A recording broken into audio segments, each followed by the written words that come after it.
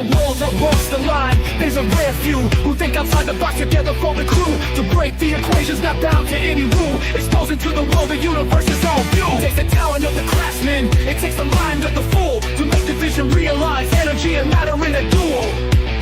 To a break, to a duel.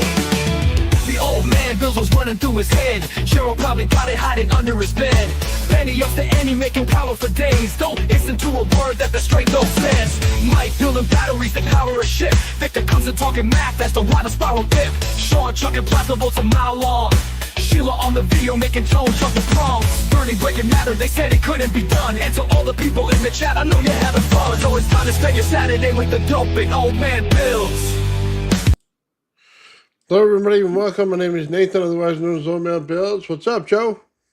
What's going on, Nathan? What's going on, everybody? TGIF.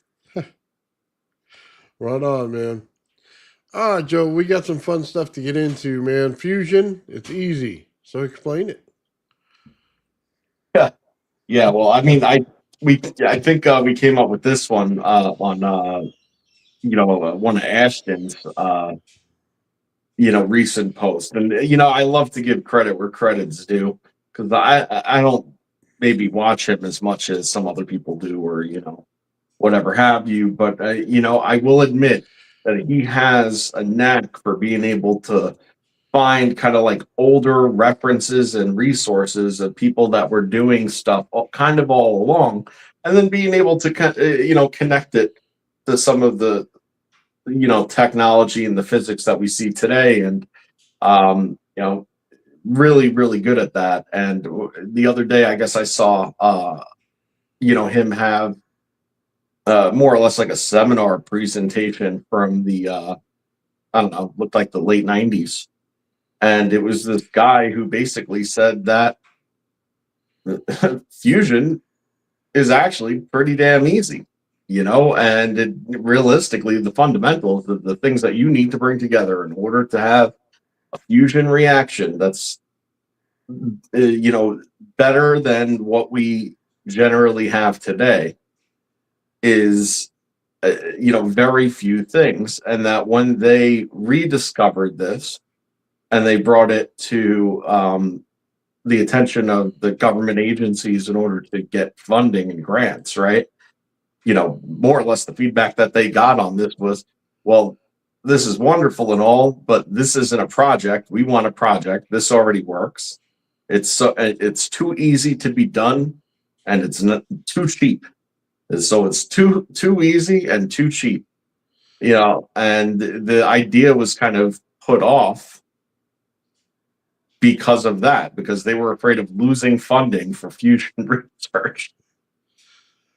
I don't know about that, man. I watched the same video you did, Joe, and I came away from it totally different. So, in all fairness, man, we'll take a look. Yeah, we'll take a look. Let's see, of course.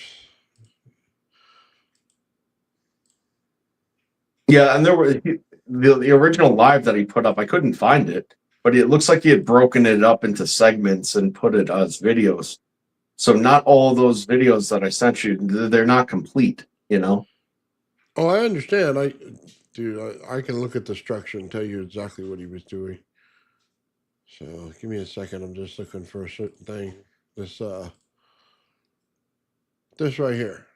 Right, but that's not all he was doing. I mean, that was just one example. Okay, well, let's start with this. This is where they started. Sure. So apparently one of the problems that they have with air breathing fusion reactions is that when you start to scale it, there starts to become inherent instabilities, right?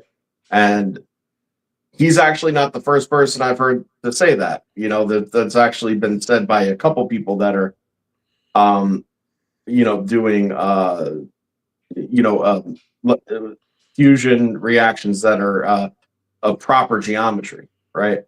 Because that's what this really came down to, is the geometry of this is correct, right? You want to be able to form a toroidal sphere, not a donut. So, right, and that's kind of what we've been saying all along. And when it comes to this configuration, this was a small example of just one of the ways that they use to stabilize the the it getting scaled up, was to have just a little bit of external magnetic compression. Now, the reason that they were saying that is because the magnetic compression that it could form under when it's small scale, right? As it starts to expand, the expanse of the plasma will grow faster than that of its magnetic field. Okay, and there's a power need, right, that then has to increase, okay, in order to then have that magnetic field be strong enough for the self-containment. So by utilizing just a simple array of, I guess they were off-put magnets, they were able to introduce the simulated spin and compression. Okay, so they basically took an anode and cathode, threw it in the center of this thing, created a ball of energy, and then used the magnetic field to pinch it into place. More or less. And, just like anything else, the way that we do things is definitely inherently different, right? But even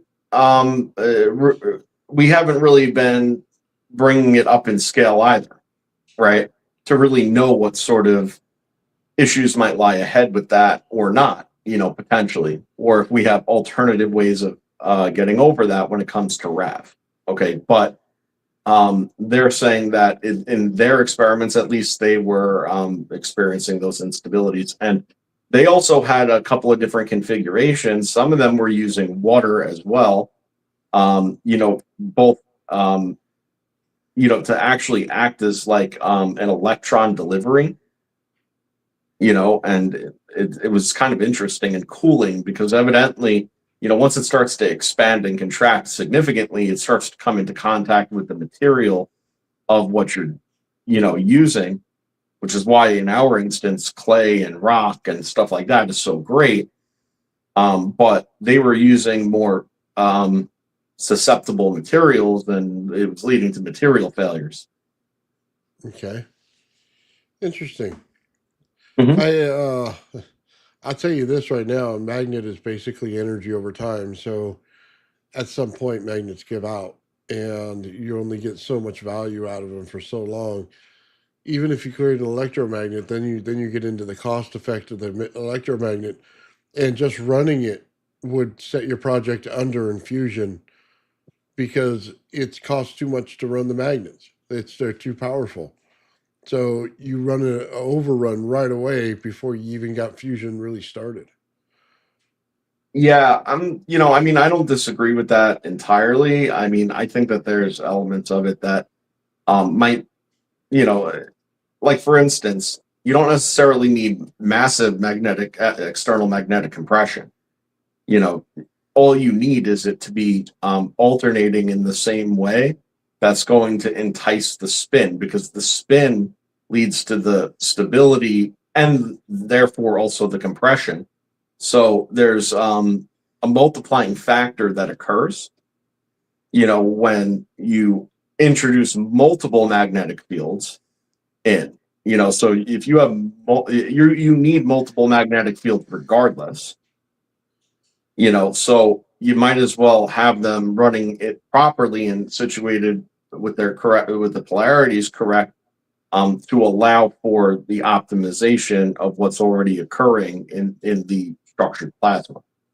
Yeah, but when you have too much magnetic fields going on, you create distortion and noise.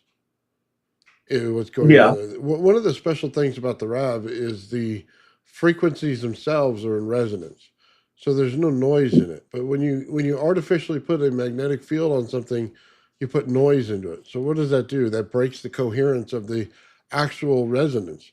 And as soon as you do that, you basically run into a free fall situation. You no longer have the protective layer of the resonance. You are now working on the protective layer of the magnet. So Yep. you're no longer running it the correct way, you devalue your situation immediately because you went for brute force instead of high coupling. And that's exactly what goes wrong immediately. You you put in stuff like a neodymium magnet, and then as soon as you do, you decouple your fields. Mhm. Because the way to get them faster is to make the coupling work better to get the laminar flow to move faster in order for the fields to go in counter directions in order to get the energy out. This seems like a loss. I'll be honest with you. This I'd throw in the trash. It may create a ball in the center. I have no doubt about that. Well, And it may yeah, hold I it mean, for a few again, minutes.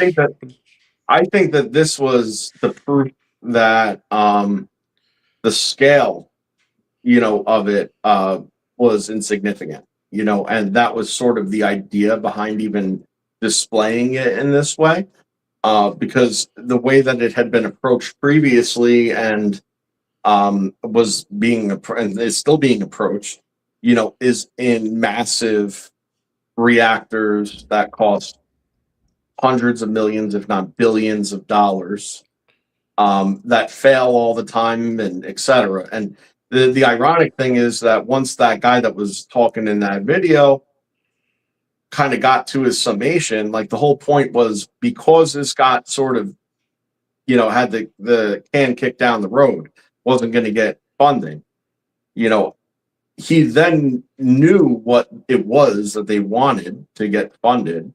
And that's when he came across, tokamak, which he says that that had been basically given to them by the Russians. He started down that path, knowing that that project would get funding, but after going down that road, he realizes that the reason that the Russians would have led us down that path in the first place was probably because they knew that we'd just be throwing money and effort at it; it would never work. No, it's a You waste know, of time. it's a total waste of time, right? So, and we all knew that and agreed. I mean, as soon as I saw what that was doing, I was like, this is force magnetism, force compression, force geometry, diffuse state. It's in a rotational state, but it's in a rotational state of chase, meaning that there's because of how it compresses and moves in that particular geometry, there has to be a diffusion of the energy potential where the high energy potential is in the front, whatever that may be, and that's just sort of pushing the back along, which is less diffuse. That in itself leads to massive plasma instabilities, as we've seen in our own experimentation. Whenever you get a nice plasma ball and then it gets a nasty instability and the thing just collapses, starts spitting crap out, like literal throwing globules and such out of the side, that's total collapse of laminosity, efficiency, and failure. And when you're talking about having the plasma be launched off in an uncompressed but high energy state like that inside of a confined material area, you're gonna have huge losses to your equipment. So it's just like there's nothing right about how they go about that, which is Well, why I was so amazed when I first saw the rap. okay, look, I'm going to be honest with you. Something like this, this thing is trash. Okay, I'm just going to be very honest about it. You using magnetism means you have no idea what the electromagnetic field is, and you continue to fuck it up by continuing to put it in these magnets. They have no idea how to control it or what it does or what instabilities come from it. The problem is they don't account for everything. They have horrifyingly bad accounting when it comes to electrical fields in general. Okay, they say, "Oh my God, all of a sudden we have a bunch of radiation." No, the radiation's been there the entire time. You put it off as a rounding error in the beginning. Now it showed up again. You have bad accounting. You suck Yep. at it. It's the same thing when you go, "Oh my God, we have entropy." Where was entropy in the beginning? It was still there. It was on such a small level that you use it as a rounding error. What Right. happens? It comes up later in your system and it creates an instability you weren't planning for because you put it off as a rounding error. This is a screw up in science. Okay. using magnets when you need to understand the magnetodielectric effect, dude, you just shouldn't do it. Okay. Mhm. And the people that start to build these things, I just look at them like, you got to be a complete moron to not understand this. If you don't understand the frequency effect yet, you should quit. Take your thing, Mhm. hit the time clock, and just get out. Okay? The reason the RAV is so special is because of the magnetodielectric effect. It contains it at all costs. When it gets higher, it contains it. Why is it not containing it at certain points and it blasts out? It's simple. You broke the frequency zone. There are certain Absolutely. zones. Okay, you're breaking the frequency zone. So there's certain zones that it can work in. There's certain ones that it cannot. As soon as you go to Mhm. one it cannot, it bursts out. As soon as you put it in the one it does, you can have a higher volume of energy inside there as long as you understand those zones. Okay, they're all. Let me take this off of here so people can understand this. The reason this works, okay, is the same reason we had a problem with the RAV when you and Sean said that all the fields go like this in 3 circles. Okay, because they don't. They go in one circle one way, one circle to correct it, then the next Mhm. one again tries to correct it. Okay, Mhm. that's what goes on here. Why are they that way? It comes to an understanding of Floyd's sweep. When you have wire wrapped this way and wire wrapped this way, it's a high voltage, okay, high amp field. And what are you doing? You're taking the flux of the magnetic field and moving it from one side to the other. That's what Mhm. you're doing. So imagine this is a football goalpost. 2 posts coming up, goes down to one in the center, and then there's a little pad that goes around it, right? That little pad is what you're going to create magnetic fields in. It goes back and forth, back and forth. This is AC. Okay, this is how that slosh works. Mhm. That's that magnetic field pushing back and forth. That's how you pull the power out of these things. That's understanding what you're dealing with. This stuff right here is, let's put high magnetic fields in it. Let's ruin the resonance completely and let's destroy the field. Okay. So it looks like a pretty bright show, but it's total garbage. So check this out. First of all, I agree with everything that you just said. And if, by the way, if you think that I just think it moves in a figure eight and that's what it does, I mean, that's one way of visualizing some of the energy exchanges. However, um, I certainly understand that there's greater dimensional geometry to actually that what's going on. It's not just some flat and exchange on a plane or something like that. To be clear, but to digress, what you said is actually really interesting because not this guy, but there was another. I wish I could recall the name of the project, but I had shared with you at least recently another person that was um, achieving discount fusion. Okay. And when they went into their configuration, it was an anode cathode configuration, linear, okay, with no sort of intermedium or structuring like we do. Okay. What they did was kind of interesting though. Okay. They forwent the resistance, okay, that is the mechanism of the asymmetric exchange as being the mechanism of what allows the RAV to start forming a magnetic component and ultimately form, right? They forwent that process and instead developed a multi-frequency anode. Okay. And basically what it did was it shot higher voltage on the outside, okay, of this chamber, all right, and shot a little bit lower voltage in the center. And what that did was the same exact sort of thing that our process ultimately achieves. Okay. It's because of the difference and the change in the frequency, okay, that leads to a compression state of the center. It gets boxed in, because of the difference in the voltage and the frequency. Yeah, but So every hold on. time you So, keep adding more stuff, it ruins it. well, hold on. So what ends up happening is as it goes down and it's traveling, okay, it's creating torsion. The torsion and the offset of the difference in how it's traveling, okay, actually starts to rotate the ball, which then creates the magnetic component, the same as it does with us. And then, Lord and behold, your plasma reaction, it forms a ball and starts to fuse. And they started off with using nothing but electrodes and water initially, in their initial experimentation. And as they got funding for it, they moved to deuterium.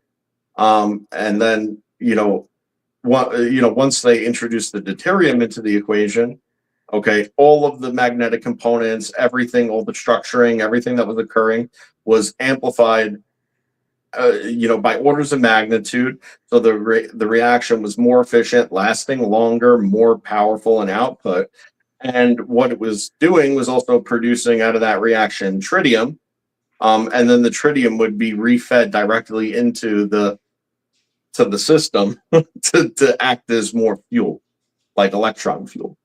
So it was, really, really interesting how they took a lot of the same principles and fundamentals, and, is sort of, rather than rely on the self-organization, they took the self-organization conditions and exaggerated them, to form the ball. And that's what they did. And apparently they could make one of these machines for between $1 and $5 million, depending on what configuration you want. And they are more efficient than a tokamak. Well, anything's more efficient than that. Well, right. Did they reach I'm just saying, Did they reach over Unity on it? No, I don't think that they did. And frankly, I don't, we've discussed it before. What actually is over Unity? Putting up higher numbers than you put in, because we know that that's not over Unity. Well, over Unity is basically you got to do a good accounting for whatever energy you put into it, all systems included. And you have to be able to, yes, put in less energy than what you get out. And none of these ever have done that. They've all violated the rule. And then in water, it's sound. Mm-hmm. Sound makes a bubble that creates a prism for light. Yep. Is what's going on. And in that, you get this ball. And what happens is the rotation of the sphere itself will create an exclusion zone and won't allow the water near it. Okay? It'll create a reaction because in any water, as soon as you ionize it, you can change the principles of the water. You can break the H2O factor and then add whatever you want to it and recombine it. Okay? Yeah. That's pretty simple physics at this point. Well, I have a different way of thinking about it, which is interesting. You can't create the RAV the same way like that. No. It's not the same effect at all. No, you're immediately not, saying, hold on, but you're immediately saying as soon as you create the fusion, you're no longer creating a RAV, you're creating something different. Which is fine if it gets you to the end goal, if fusion's your goal, but if it's not a RAV at all. Well, I don't know. That's a complicated question because I think that the RAV, not really. I think that the RAV is capable of fusion, and I think that it already is having very micro fusion events. Not enough at all, to claim that that's the constant reaction. But I think that it does have moments of fusion events that occur just because of the torsion boundaries, how it all stays separate, and how it's all moving at slightly different speeds in coherence with each other. Now, as things do break through those shear layers, and when they do, that collision would lead to a fusion event. And when you see a bright flash come out of the RAV, in my opinion, that's probably what you're observing when you see a bright flash. And yeah, with the water cavitation, like you just said, though, it's sort of interesting. I look at it, and I know that how you just said it is how we sort of accept it. And I'm not saying you're wrong, but if you think about it, and you think about what I've been saying all along about the relationship of energy and matter, the dimensionality of it as well. Okay. And I think water is the easy example to kind of get your head around it, because in air becomes way more complicated for your brain to conceive it. But in water, where it's a very clear liquid medium, you know that that liquid is taking up the entirety of that area, so to speak. So what happens when you push the water out, right? What's inside of it? Well, the answer is really nothing. But now you just created a dynamic that exists, okay? And what's that dynamic? Okay, that void is superconductive. It's no resistance. If you take into consideration what I've said previously about how I believe that the mechanism of pretty much gravity, time, etc., entropy, the nine, is an energy exchange between fifth and fourth dimensional energy, okay, entering into and reacting with 3D matter in 3D space. Okay, so when you open up this area with no resistance, but the entire other area surrounding it is flooded in dense matter, well, that energy exchange rate all of a sudden just changed significantly, because now there's no resistance. So now the pure energy is able, okay, to actually come in, leach in, to that void.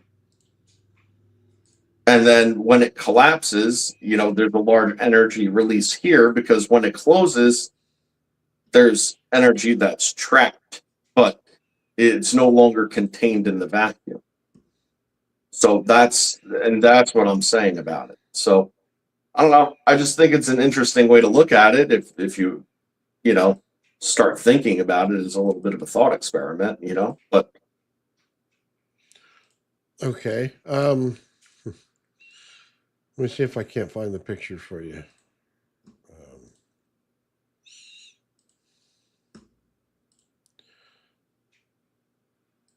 So let's see. Of course, it's not available right there.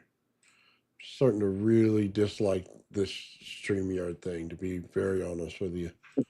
Starting to really piss me off. Changing it all the time, making things complicated to find and click around in. Yeah. Okay. So this right here, I just want everybody to understand why you would use water. Okay. This is the RAV. You see it on the upper portion of it. The lower left side on the picture on the right is what you really need to look at. You see how there's a beam of light going right to it? It found something in a zone, and then it creates a condition around it, okay? You see it. It creates a sphere. Now, we would say, that's just light. That's how it works. You know what I mean? It's creating a photon. What's really going on there? It's more than that. It's energy that's light that's going into making a spherical structure inside of it that's creating the condition in the environment. So it's like taking space and then putting this to an asteroid, and it creates a condition for a solar system to form where that right now becomes a sun. Okay? That's what's going on here. So that's exactly what they're looking for when they put it in water. That's the effect. Now, you're going to have to understand something about this, and I'll stop sharing this. The sun is not over unity. And this is the problem they run into when they get into fusion. They continuously think it is. It's energy borrowed over time. It is not over unity. If it was over unity, we'd just create a sun in every craft that we have, and fuck it, man, we already have it. We don't need 0 point. We have over unity in the sun. It's not that hard to create a plasma event that looks like the sun. It really isn't. What is it? It's the time dilation field that's inside the sun that makes it special. It's so slow that over billions of years, we don't notice that it's an explosion happening. That's the problem. It's fusion on a time dilation scale.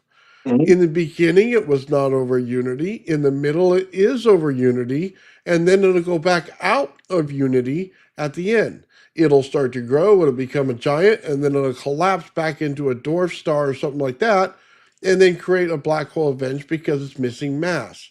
That's what's Right. going on. So, Well, the other thing too is that as what you're saying is playing out, that massive time dilation, okay, also is directly linked, to huge gravitation, which makes realistically the sun or anything with that level of gravitation, it makes it a literal magnet, for mass accumulation. It becomes a mass accumulator. right. So it ends up growing and growing and growing. And it's like I said to you when we were kind of just loosely discussing the subject earlier, it becomes interesting because if you bring it back down to the relationship between the matter and the energy in a proportion, right?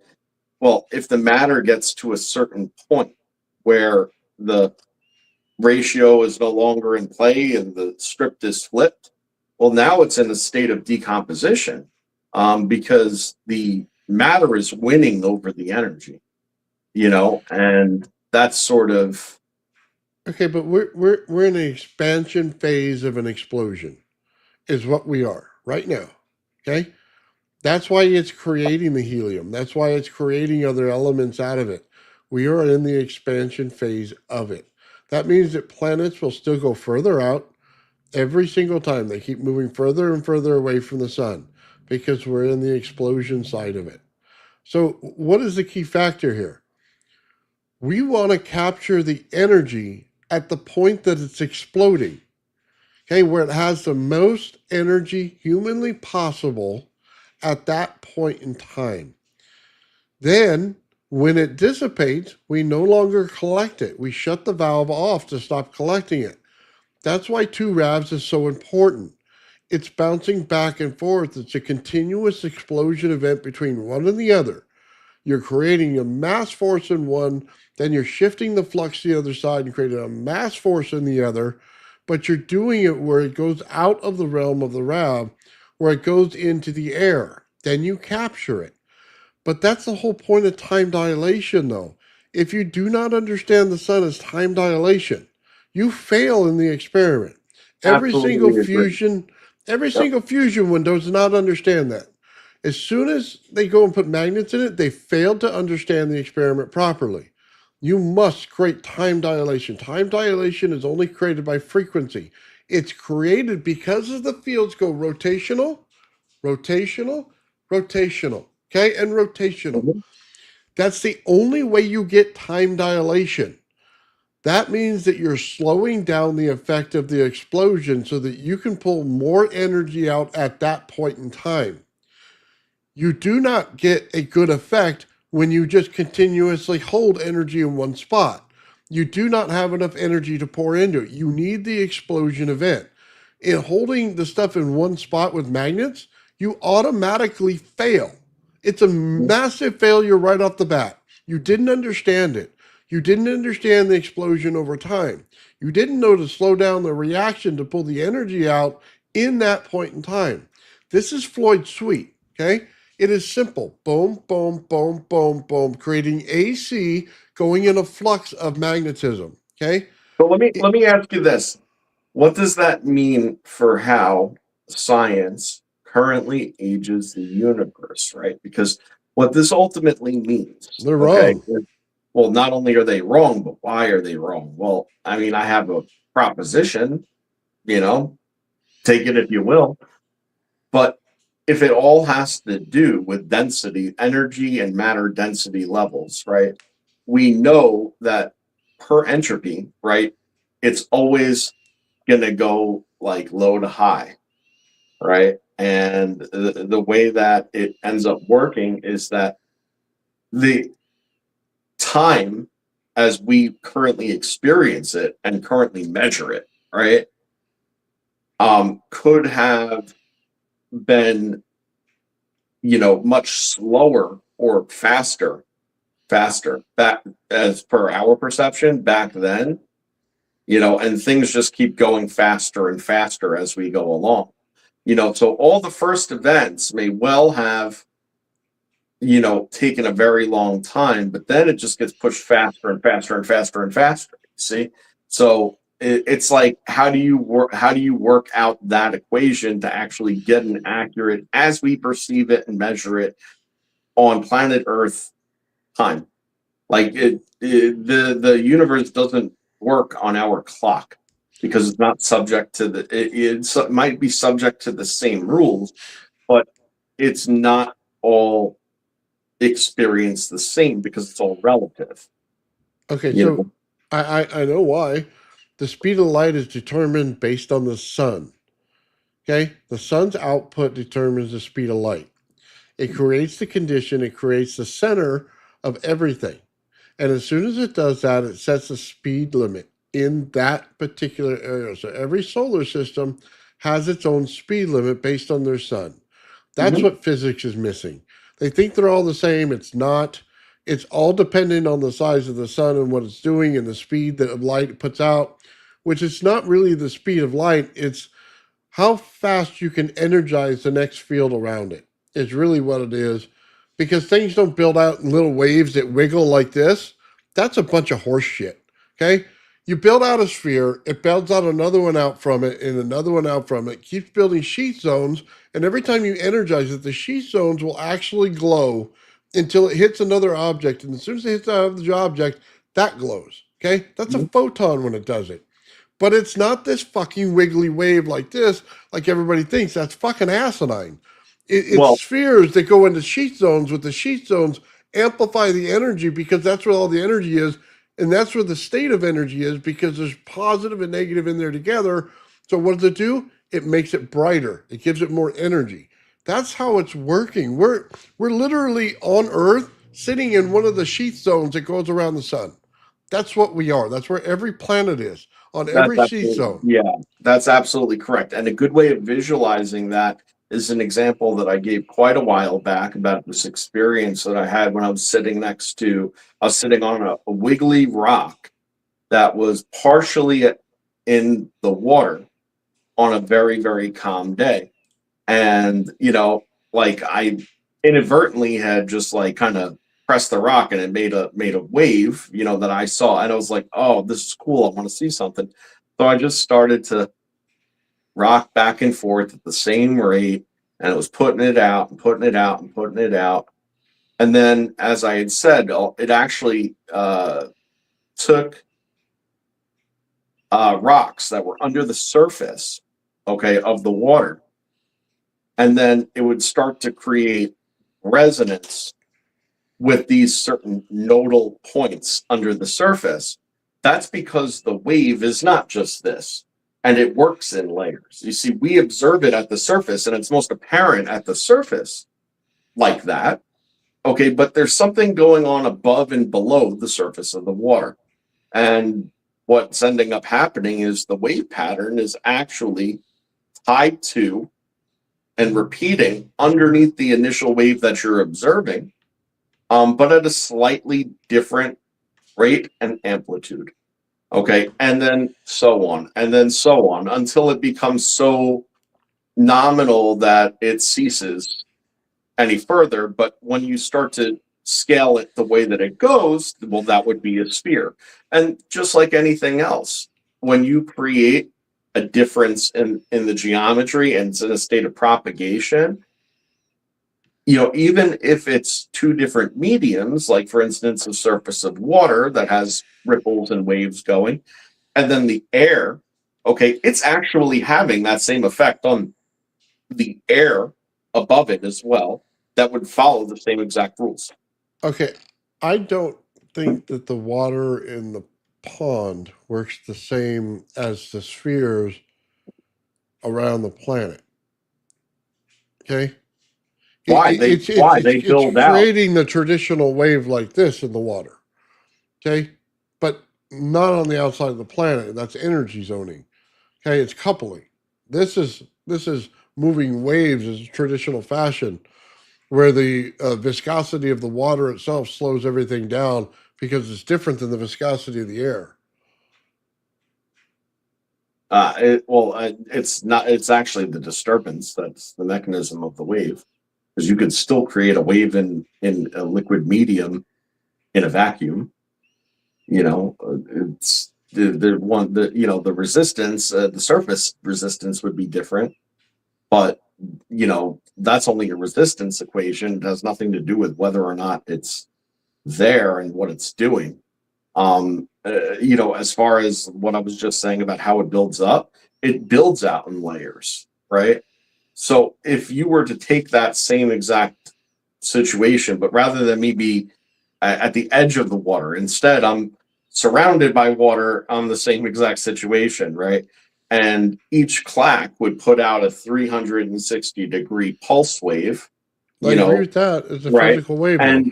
And underneath of that wave is another wave, okay, Right. and another wave and another wave. And the way that it would end up working out is that there would be a diminishment of the frequency and amplitude Right. each layer deeper you go. Well, what happens when I you agreed with all that. right. So what happens when you diminish, if you were to draw that out, okay? Well, if you were to draw it out, you'd realize it's building rings out. It's building zones out. It's just flipped. So your brain's not seeing it that way. But if you flipped it sideways, that's exactly what it's doing. But it's all from the central point. You see? So you have to be able to flip it and bring it up dimensionally to realize, oh, okay, yeah, no, that's exactly what's happening. Because once you draw that around 360 degrees and you just turn it, you turn it on its side, well, then that's what you have. You turn it 90 degrees, and that's what you got. Okay. I think there's more to go on in a wave than what's going on in what we're talking about, though. I see them as different. Mm. Okay. But neither here nor there. I mean, I think we kind of got off of it a little bit, but I just think that do I think that the RAV is a fusion device? Well, not in its current configuration. That's not what it's doing efficiently, at least in any regard. But do I think that configuration, that the mechanism, okay, that drives the RAV and what makes it what it is capable of fusion? My answer to that is I believe it is. Oh, So, yeah. Well, creating the double wrap told you it already. As soon as it was created and it used the same cathode, then it was already done. mhm. I mean, look, you're basically creating an explosion out of plasma to pull energy out. That's easy at that point. If you got it going back and forth like AC, that's kind of the point, isn't it? You basically fill up a magnetic core and it continues to fill and flux goes back and forth. It creates an AC value out of it. That's exactly what you're looking for. Okay. Now they'll burst, they'll explode, then they'll implode. They'll suck the energy back in. They're creating a vacuum when they do that, and then they continue to do this in and out. They're pushing it out and creating a vacuum. So you can just put the wire basically through a magnetic core and saturate that core immediately. But that's like I said, it's the same thing as Floyd Sweet. It's all depending on how you want to pull the energy out. It's why all you need is basic oscillation and the understanding of how AC actually works and saturating the core of a field, then you have it. But they don't know that. They're apparently missing that part. They think that you can create this pretty light bulb and not expect to run the energy bill up. And no matter how many millions you throw at it, it still won't work.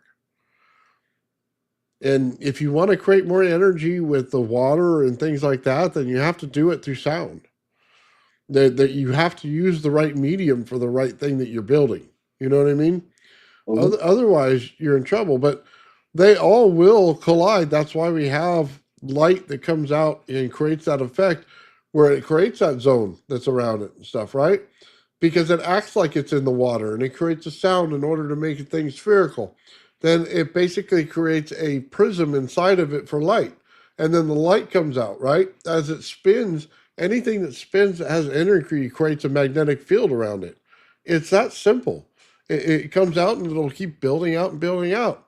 What we fail to understand, and I still don't understand this, it really pisses me off talking to people. There's more than one type of fucking magnetism.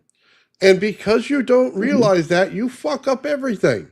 And then you screw up the understanding of everything. Okay. Yep, And that is true. I'll say it this simple. Okay. Replace your iron with aluminum. Check the field. Get better meters in there to look at it properly. It seems like it's not a whole lot of energy. But what happens to the capacitor? It still feels it. It knows its energy when you don't. Go ahead and take another metal. Okay. I don't know. Find the other one like silver. Okay. That's a different metal. It's going to put off a different energy signature, but it'll still fill a capacitor. What is your problem in understanding this?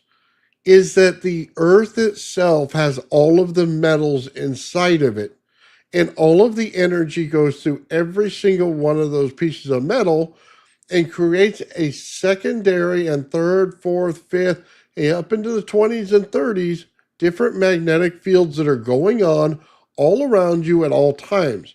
So right now, we are not dominated by the field that is done in iron. You have to realize that. You can't go outside and throw an iron magnet out there and it go floating.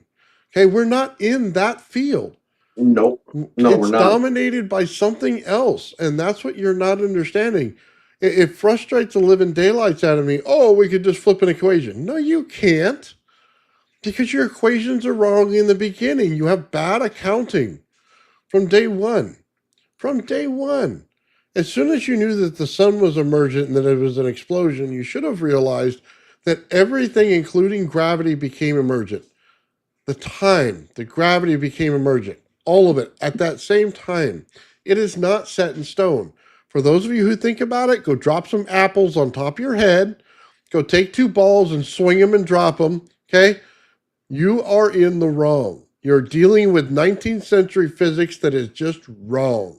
Okay? Fix it in your head. We have different magnetic fields going on. That's why you do not understand the capacitor that we're sitting in, because we are basically in a giant capacitor that is filled with every type of energy, and you only understand one.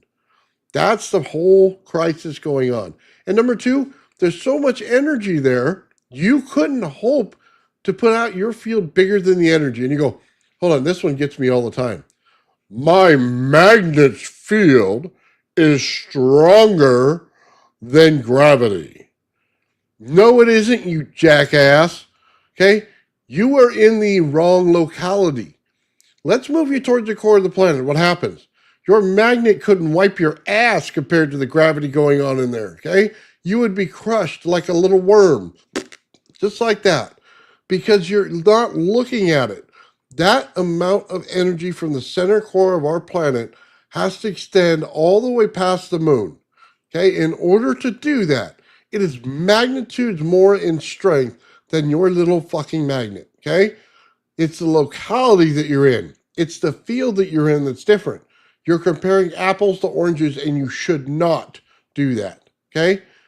That's the problem. I mean, honestly, I agree with everything that you just said. And you almost hung me up for a second when you said that, gravity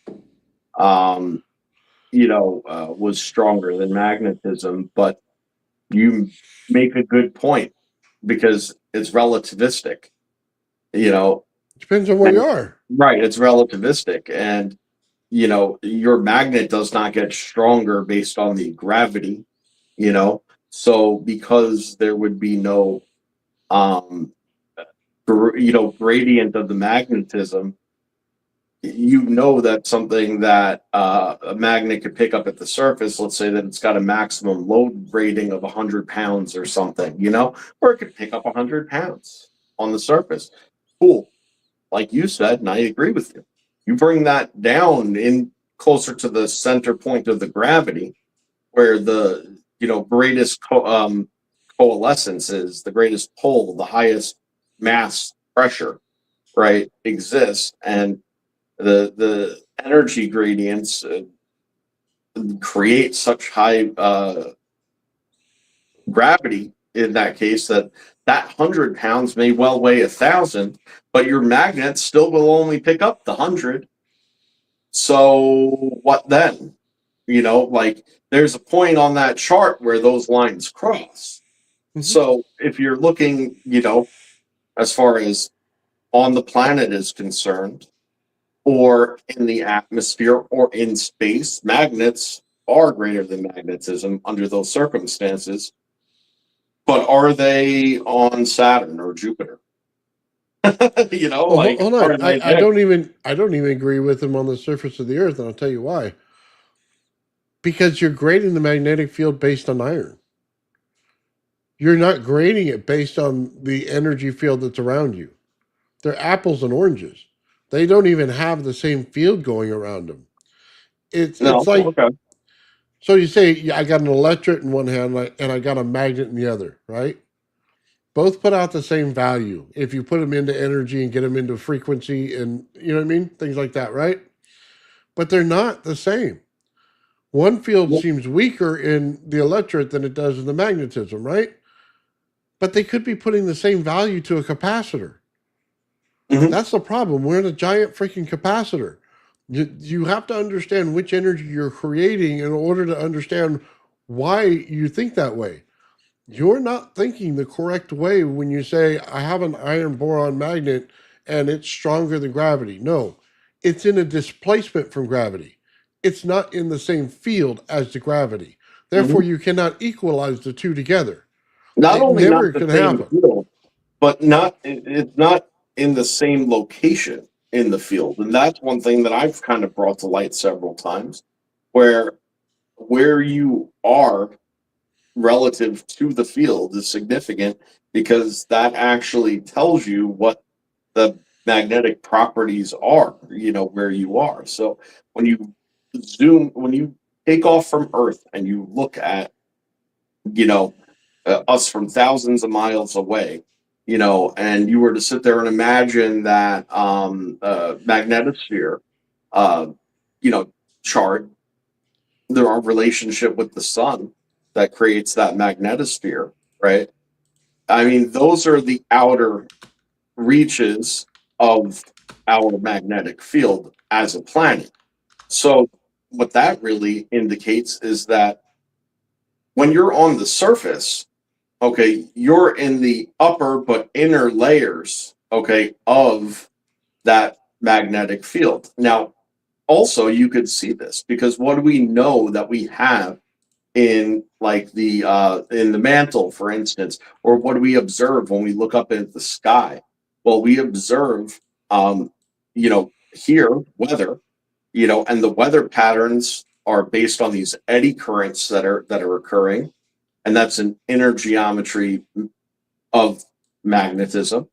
And that's also what you see in the mantle, where you see huge convection currents occurring. And it's observable, and it's all relative because if you were on the outside of the field subject to it, right, which is how the common mind thinks about magnetism is, I have this magnet, I have that magnet, north and south, well, like this, and the opposites, they don't. And this is magnetism because this is what I learned in the second grade. Oh, okay. I mean, there's a lot of different types of magnetism, like you said. There's magnetic components. Okay. And what is a magnetic component, in my opinion? Well, it's when you have a magnetic rotational vector, okay, but the dimensionality isn't all there. Okay, so what does that mean?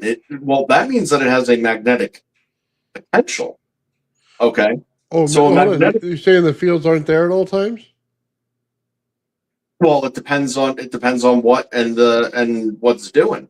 Like I said, if you just have an energy vector rotation on a plane, okay, that's a magnetic component that hasn't come into a magnetic field, so it doesn't have a field geometry, Okay, right? hold on. Let me clear this up with you, okay? Because this is Ken Wheeler, okay? Mhm. This is what a magnet looks like sitting on a desk when you can see the field. Yeah. It is not in rotation, but the field is present. So in this, we're looking at a magnetic field. It already has the field lines. It's already there. Well, what do you mean by it's It's not in not in the, rotation. It's not. It has no frequency to it. It is a frequency, voltage, and amperage set in the actual metal. And when you do that, it puts out this type of field, and it stays steady. There's absolutely no movement in it. Okay, that's well, I mean, the thing is, Nathan, except for when there is, right?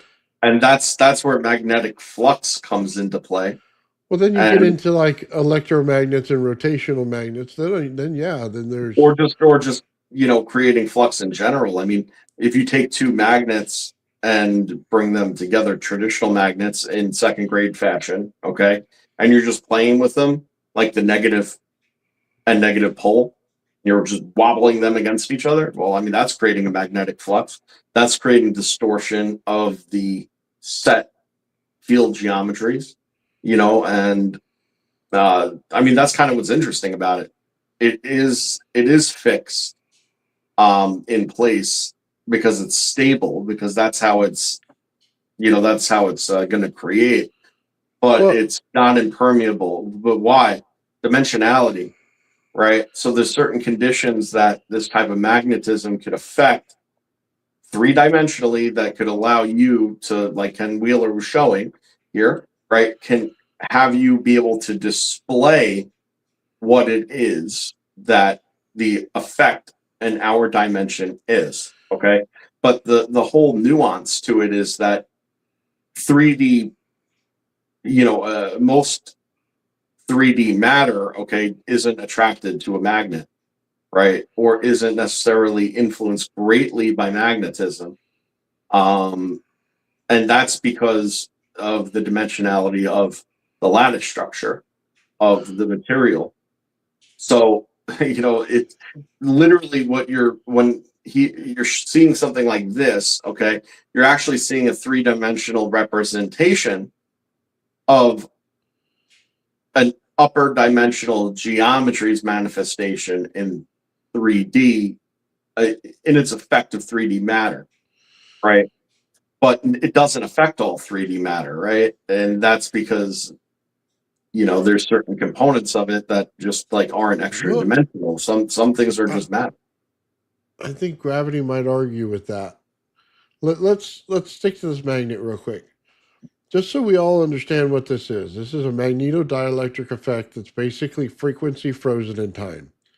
You remove the motion, you kept the frequency and the amperage in it, and as soon as you kept the voltage and amperage in it, and it created a magnetodielectric effect. You have the Mhm. dielectric in between the magnetic, okay? But it has no motion, so it has no frequency at this point. It was created with the frequency in it. That's why it's in the position it's in. It's how I'm you glad you base, brought that up because but it's that's how what I you was base saying. magnet strength on. Is That's where the that's what I was gonna say. Yeah. okay, all right. So when you rotate this, then it just pushes the fields out further, right? Based on the magnet you picked. Because based on where you put the frequency out and how much more magnetic, how much more amperage you put into it at that time, gives you, your magnetic field stronger. So, When you take a material that has a high magnetic potential, like a permanent magnet, right?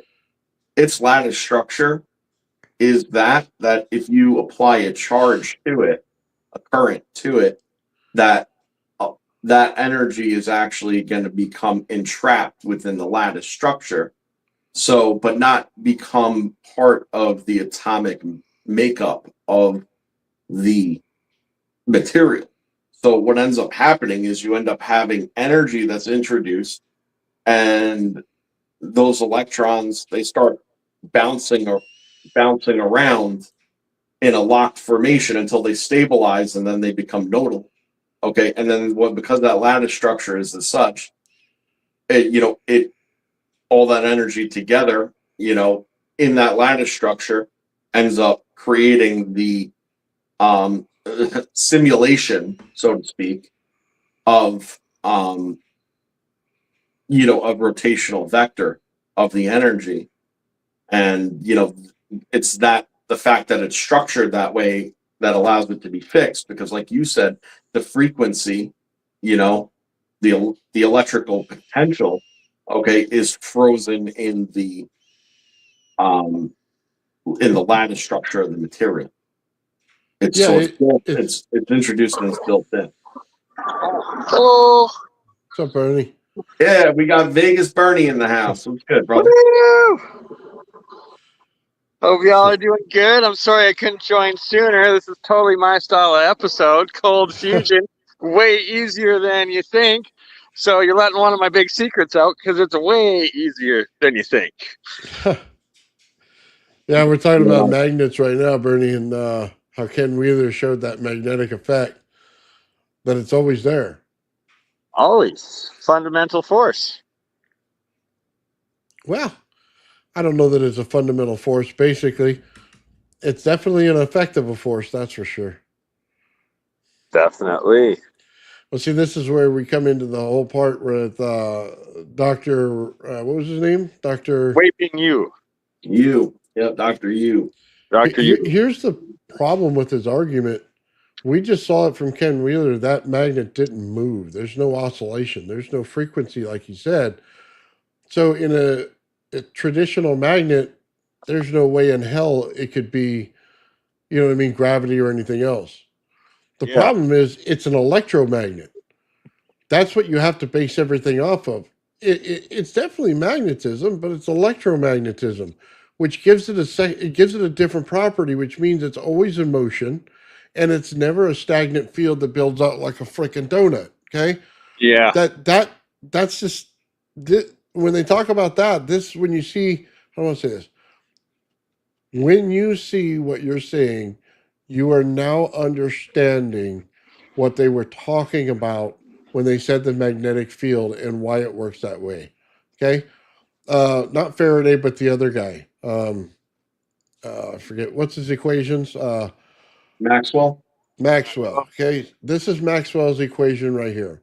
A stagnant magnetic field that has no rotation, that has no movement, but it doesn't bounce in and out either. That's where he's wrong. It stays as a stagnant field. Okay.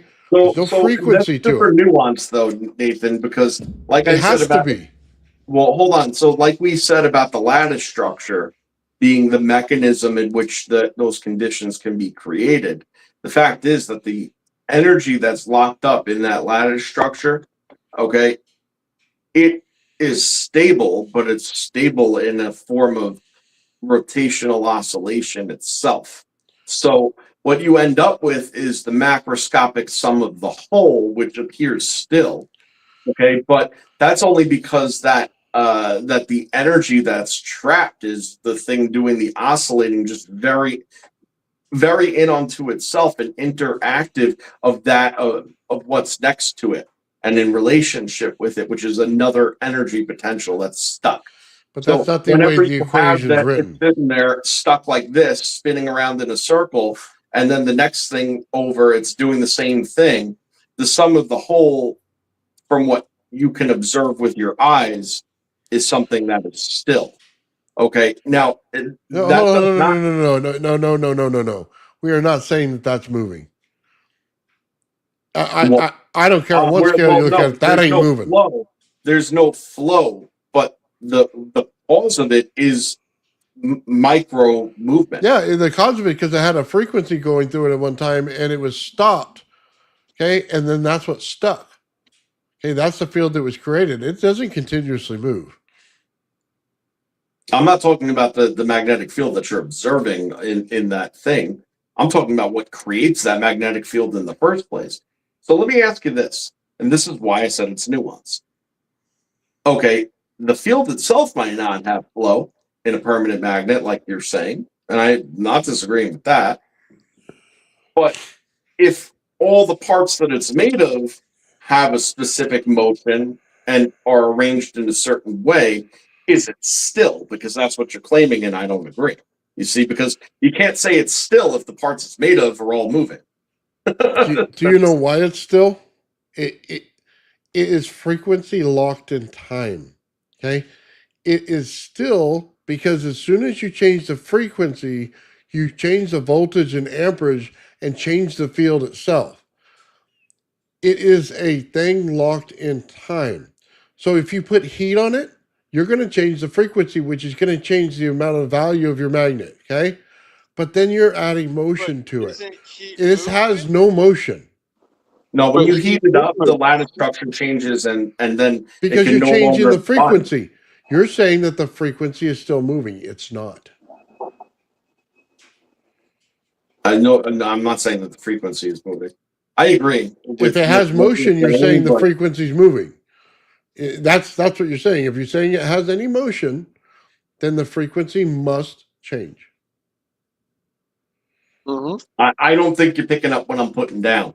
Because I don't agree with it. I mean, I do agree with the overall sum of what you're saying, but it's like, but I mean, if you think that whatever frequency is locked in, okay, then what makes it a frequency?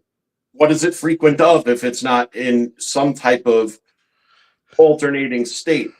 What is an alternating state? It's motion. That's my point. You see, But this like isn't so. flowing. This No, this well, I said this that. Right. that's not There's no flowing. flow because it's made up of bits that are fixed, and that's it. Yeah, it's fixed because there's no frequency to it. Right. But the parts that make it work are in motion. There's no motion there. Look, Sure. Like, sure. Like everything's in motion, man. If something's not in motion, I hate to tell you what it is, it ceases to fucking exist. Nathan, didn't you say when I was at your place that everything is in motion? everything is in motion. Okay, Except for whatever but makes a permanent if you magnet can't go. coherently describe why it's in motion, then I'm not going with the argument. Well, I Because just think I coherently described here's the that. thing. There's a simple answer to this. Magnets degrade over time, so it does have a frequency that will disintegrate over time. Yes. Okay. Would we ever know that anything is not in motion? No, because we're in some fucking big ass ball that keeps rotating. We'll never know anything without motion. Okay. We can't get out to any part that's not in motion. It's not possible. Okay. So let me But ask what you. I'm saying Hold on. it's a frequency set in time. Okay. Your time dilation inside that magnet has slowed so far. Okay. Okay. It's going to take so many years to even notice a movement. That's the argument you should make. Not it's just sitting there and it's all moving. No. You have Okay, but okay. So I want to ask you this. I want you to kind of answer your own question. I know what So, the answer is. well, But hold that on. can Well, never be gravity because so right, nobody's saying gravity though. What is the that's what the mechanism? doctor said. Hold on. So what is the mechanism of a permanent magnet losing its strength over time? Because if you don't It's know, I'll tell decretion you. in frequency is what it is. Correct. Right, which is the reduction of its motion. And the thing is that as that frequency reduces, okay, it has a fluctuation, which then makes it move in the trap lattice differently until the point that it can actually escape. Because as you know, you can't destroy that energy. Okay, so the change in the frequency no longer allows it to be locked into the lattice structure because the geometry, it's like imagine if you had a box with a hole in it the exact same size as a ping pong ball. Okay, the exact same size, and you were to sit there and shake it at the same exact rate. Okay, the odds of that ball coming out of that hole are so slim that it's not even funny. But if you start shaking it at a different rate, all of a sudden the way that it moves around the box is different. So, it has a greater chance at certain rates to exit that hole. And that's sort of the idea. You know what I mean? It's like it's trapped, but as it reduces, it's not being held in anymore like that because it's not bouncing around being stuck through coupling because it's coupled. Hold on. I want to say, Ulysses, thank you for 5 Old Man Bill's memberships, dude. You're awesome, brother. Okay. Absolutely. And sorry, I just want to also throw in prayers for Sean Calderon that he's able to heal and his health improves, because we love Sean and we love his work. Absolutely. Right on. So, okay. Oh, man, the ball's in the hole. Balls in the hole. Well, we got a big ball behind us. Look. So if the ball's in the hole, though, what do you do with the rest? Oh, hold on. The whole problem in what the doctor said about this is a very simple understanding. Time dilation is the key to gravity. Okay? It's creating the spheres. Okay? It's creating coupling. It's not high energy. High energy is coupled. If we don't have it coupled, we do not have a magnetosphere. We have no zone on the outside of our planet to hold the plasma. It's not possible. Okay? That's the problem. You can't brute force something. And every time I talk to some physicists, they want to brute force something, and they do it in a completely asinine way. Okay? They don't understand the subtlety of coupling. Okay? Magnetodielectric effect has to be coupled. The doctor is continuously saying they don't. That's a problem. That's a major malfunction in what's going on here and what he says. Okay? It is a no from the beginning because we are in a giant electromagnet. And as soon as you do that, you have to take the rotational rate of the actual Earth into account. Okay, which means you have frequency, which is RPM. Okay, it's as simple as that. Okay, his argument fails on that, even though he's in the right neighborhood. He's got the wrong zoning, man. Completely wrong zoning. Okay, not only that, how can you understand gravity if you don't understand every type of different magnetism that goes on? I agree. mean, if you can't see that, dude, just poke out your eyeballs and stop talking about physics, okay? Well, I think that's why NASA's still grounded pretty much and using rockets, right? They don't really understand gravity. Just saying. I mean, everything that's out there has its own form of, well, to a degree, I say everything loosely, has its own degree of magnetic component, but that magnetism is not all the same. And again, the geometry of the magnetism and what type of magnetism it is, okay, is significant, as to what the relationship is to anything else, because it's all relative. So, like the position, for instance, in a magnetic field and what type of magnetic field that is makes a difference. And when you're in an electromagnetically induced magnetic field, and you're on the inner geometries, you got to realize that once you're on the central planes, central axes, and the closer you get to the center of that magnetic field, the relationship of the polarity starts to change, and that's significant to know too, because again, that goes against what people typically think. It's no different, okay, than the two types of charges, as they want to say, although they're pretty much the same thing, right? When they're headed toward each other, okay, you would think in your mind, well, that they want to connect, so they will, but they don't. They actually move away from each other because they see each other as the same, and the same things. They repel when they're headed directly toward each other, because it's like looking at self in a mirror. And then because they change, then it's not until they come over and cross it at 45 or less that then they go to make the connection. And that's significant in terms of this, because it has direct relationship to the geometries of magnetism, because magnetism works exactly the same way. Sorry, this guy in the chat says, "Hope you didn't pee in the pool, Bernie." Shout out Samo. I also wanted just to state that two other parts of gravity related to one being magnetism, is temperature, right? The hotter it gets, the weaker the magnetic field. And is that why flame and heat escapes is because of magnetism being related to gravity and breaking that, and then also rotation on a propeller, right? Is that what's propelling? It's rotation, in that you're counter rotating, and that's another way that breaks gravity. Well, it's like I said, airplanes are anti-gravity. Fight me. You know what I mean? Like, if you don't believe that, Well, I'll tell you why you're wrong. hold on. The iron works that way in heat, getting rid of it, right? Until you saturate it. Then the iron changes. So anytime that you put it in a ZVS and you put the iron in there and drop it in, okay, it'll get rid of heat until it turns one color, okay? That's when you hit saturation. Then it changes the properties of the actual iron itself. See, Mhm. that's when you get into superconductivity because you have a complete saturation of a field. Okay, so you gotta just make sure you put that in there, okay? Because some people get the wrong idea, man. They think, oh, it's always doing this. No, no, no, no, not always. That's why you've got to look at superconductivity when you deal with certain, different things like cobalt and stuff. You bring cobalt down to a certain temperature, it's superconductive.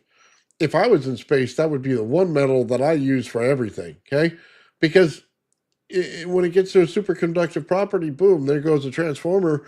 Automatically works 100 times better in space than it would anywhere else. All you got to do is chill it while you're in space, and if you understand space is cold already, making something even Right. colder is not that hard. I agree. I Yeah, mean, without a doubt. I mean, I obviously superconductivity, Right, like has to why do aren't with they it. superconducting everything in space? Because it's supposed to be free, like absolute zero, pretty much up But there. So you'd think everything should be superconductive. but that's but not does it? the But that's not do, the temperature they're superconductive at. but realistically, when you look at superconductivity holistically, right? Superconductivity means literally no resistance, right? No, so you know that everything to do with magnetism, gravity, okay, and time dilation, all three components, okay, are all as a result of the same fucking thing, and that's resistance. Okay, and fluctuations in resistance and relationship of things and how they deal with that resistance. So that's really kind of what it boils down to. Once you just understand that which is holding everything back. But what is resistance? Well, in my opinion, and again, it's a little theoretical, right? But I believe that resistance is simply the exchange rate of the upper dimensional energy, okay, and the matter. Okay, so it's just that exchange rate. Now, if you sit there and you open it up to a void, okay, then you have that upper dimensional axis that allows that exchange rate to increase by orders of magnitude and allow that energy to flow in and interact with that matter, creating high energy densities. You know, that's sort of how I look at it. Okay, Okay. one of the ways, I'll just tell you something. You want to create some anti gravity in a rock, okay? I heard Gerald talk about this forever. I don't think he's got it. So let me just tell you what it is. It's not necessarily anti gravity. You're creating vibration. As Mhm. soon as you create vibration in the crystalline structure inside of the granite, and you have water in there, you're creating a pathway for it to be easier to push that thing around. The weight is no longer the same. It's the same way as if you take a giant thing of cement, right, and you put it on the ground, you can't move it, right? But if you rock it back and forth, you can get it moved, okay? But now understand this. Now place it on top of a little drum here and go like this with the drum. What happens? It vibrates right across the whole platform without a problem. So what do you actually do? And you're activating the quartz itself in order to do it. Why? Because quartz is one of those things that as soon as you tap it, it taps back, tap it, it taps back, and automatically creates the oscillation for you. So if you now have it in water, you saturate the oscillation in it, and now you can move heavy stone without a problem versus not being able to move it at all. That was a simple key. It's not necessarily floating it above the surface and putting it out. It's creating the vibration in order to move it. It doesn't get stuck in the sand. It continues to move. So it moves. You know what I mean? It's easy to push. It's a simple way to understand what they were doing back then is they created the frequency that was in the actual crystal. That's as simple as it gets, man. Well, I mean, it's rock easy. or no rock, all matter falls into that same subject matter That's what when I'm dealing saying. with gravity, right? And you would know this if you've ever had a vibrating like plate, you know, or something, or a table that's shaking, and you move something across the surface. Ironically, there's certain frequencies that it could vibrate at that will make it much more difficult to move Oh yeah, I agree with across that. that surface. You know, there's some that would have little effect, and some frequencies that would make it glide, you know, like rapidly, because it's literally oscillating. It's bringing it into resonance. It's oscillating at a similar rate. That similar rate decouples it because it doesn't know the difference, but it's not connected, right? So it, you know, it thinks, if you want to, you know, call it that, that it's the same thing, but because it's not bound through a lattice, it is able to drift away from it Yeah. because it thinks it's part of it but it's not. But that's the secret of movement. Yeah, well, yeah, Giving it's away cool. secrets. Uh-oh. Now, I've done this before with the CME experiment that I told you I did, which again, unfortunately, because I have to use my camera, you know, my phone rather, to make it work at the moment, at least. I have had a hard time recording it, but by putting that box on the speaker, having a resonance chamber in the center, okay, creating an isolation, loose isolation. It's not hermetically sealed or something, you know, just a small isolation of that resonant chamber, and then having the hexagonal cells that are all sealed off.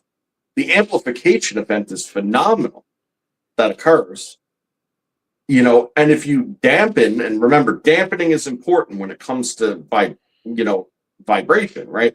So when you have it properly dampened to the point where it's actually just moving, you put stuff on top of it, okay, and as the frequency changes, when it finds that frequency it likes, it starts moving around, and it does that, okay, different than just maybe you've seen before when you hit that state, because it kind of looks like it's like moving, like alive moving, kind of like, Yeah. you know, back and forth, like almost like walking itself and meandering a bit. I'm not saying that it's sentient and knows where the fuck it's going or something like that, but I'm saying that there's a very definite motion to it that sets it apart just from something shaking on a table. Yeah, well, okay. Check this out. It kind of goes back to John Hutchinson, how he was cleaning the river. You see him turning the dial back and forth, right? Well, what he's actually doing is in a crystal, the frequency's not the same all the way around it. It continuously changes each one you get around. So where you have one frequency, you may hit the magnetic field, which will create the oscillation in it, right? But the next frequency won't do that, okay? So what he's doing is he's hitting the continuous frequency around the crystal because he learned from the crystal cells how they work. So you hit frequency, frequency, frequency, and every single one of them is different. So you're getting a different effect out of each one as this thing takes in energy. It's kind of the hidden science of crystals that people don't understand. That's why you can slap a piezo buzzer to the side of one of these and hit the right frequency, but it won't necessarily mean you hit it for every single one of them. Put multiple ones on there, put them at different frequencies, and then you're going to get max power out of this thing. Put it in the wrong frequency, and you're going to shatter the whole thing. Okay? Joe found that out when he put the RAV in there. True story. And you know, the other crazy thing is that the proof is in the pudding. Look at crystal oscillators where you put it into water and literally creates a phase change in the water, right? It'll break apart. Oh, you're giving away more of my secrets, Joe. Yes, exactly. Well, don't worry. Listen, Bernie, you're a sharp guy, but it's like these things. It's I been know, it's sitting so in the puddle for a long time. It's like, well, let me ask you this, right? And this is a great question to ask while Bernie's here, right? If you introduce a charge, okay, to water, okay, and then you place a crystal oscillator into said water, which it's vaporizing. Okay, well, what's doing with that vapor? Because realistically, first of all, if it's in a state of confinement, okay, it's still going to carry that charge because it's equally as conductive and able to carry that charge potential. Well, It'll it still carry that charge self-organizes. potential, but the further, more diffuse it gets, right, the further away it gets, it's not really able to interact with itself anymore. Well, so In a significant manner. it does in a sense that it self-organizes and it causes charge separation in that. And then through that process, you get the phase shift. Perfect. So the thing, and that's what ties directly into what Nathan and I had proposed, which just seemed so perplexing at the time, but made so much sense, which is what's deterministic of what is the anode and what is the cathode? Charge. Charge, right? But Charge. what's deterministic of which is which? Because the charge is Yes. the same. It has to do with density. Well, exactly. And charge It has to do density. with And density. now you're getting into my engineering of different electrodes where I've been able to make electrodes that act as both anodes and cathodes simultaneously within something. Which is what the RAV does, by the way. And that's what we were saying all along, is that you could put two positive charges on it. It is going to choose, okay, based on the conditions, which acts as the anode, which acts as the cathode, okay, based on the mass and density. Okay, so when you have what gets chosen as the cathode, right? Well, if you're just running two electrodes, okay, and one's out of the water, let's say, okay, and one is in the water, okay, the water and the container in which the water is held becomes the mass. Okay, it becomes in a more diffuse state. It therefore falls into a cathodic state, whereas the other would be in a more concentrated state and therefore choose an anodic state. That's it. Like that's the difference. Okay. And if you were to switch the two wires, one that was previously the anode and the one that was previously the cathode, and you switch them, the water would still be the cathode. Now you're getting into some of my engineering secrets, but I'm not going to elaborate on that quite yet. I'm going to wait till I get back to Nathan so I can do some demonstrations with that. And why? Because the energy is just simply energy, and the relationship of what's what is all relative. That's it. It's always been relativity all along. Okay. Somebody wanted to see the experiment. This is double RAV. Okay. This is basically the anode and cathode are to the one on the left and one on the right. And then the plate on the bottom acts as an intermediary. So it acts as the cathode in this whole thing that goes from one side to the other. Okay. So you see it get bright on one side and then go back to the other. It's oscillating back and forth is what it does.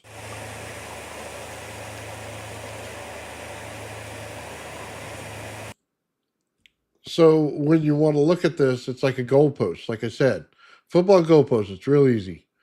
One side and the other, that's the cathode, goes in like this, okay? Goes from one side to the next, just like this. That's what it's doing. Basically creating the flux. So, That's it.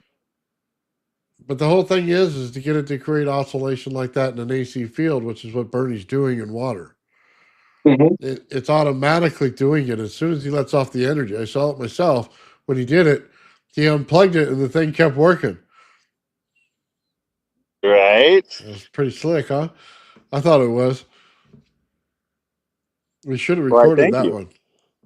Oh, we will. We'll do it all over again. Don't you worry. We got that and much more coming when I get back, Nathan. We still got another month of me being there to do all sorts of good things. Oh yeah. Are you Well, filing for citizenship while you're here? What are you doing? it feels So, like it. I think so. I'm either going to try to find me an American wife or I'm going to stay the full 3 months and a day and then see if I can like self-deport and claim that $2,500 that they do for self-deporting, right? If you're That's illegal. fun. I don't know. Yeah, that's, you know what, man? Leverage whatever you got. I don't really care. I just think it's funny if your highest viewed YouTube video was you getting locked up by fucking ice and throwing a fit over it.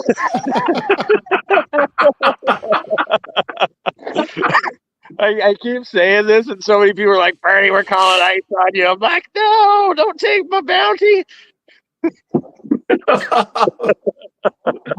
Right. Everyone's in cahoots. It's like, you know what I mean?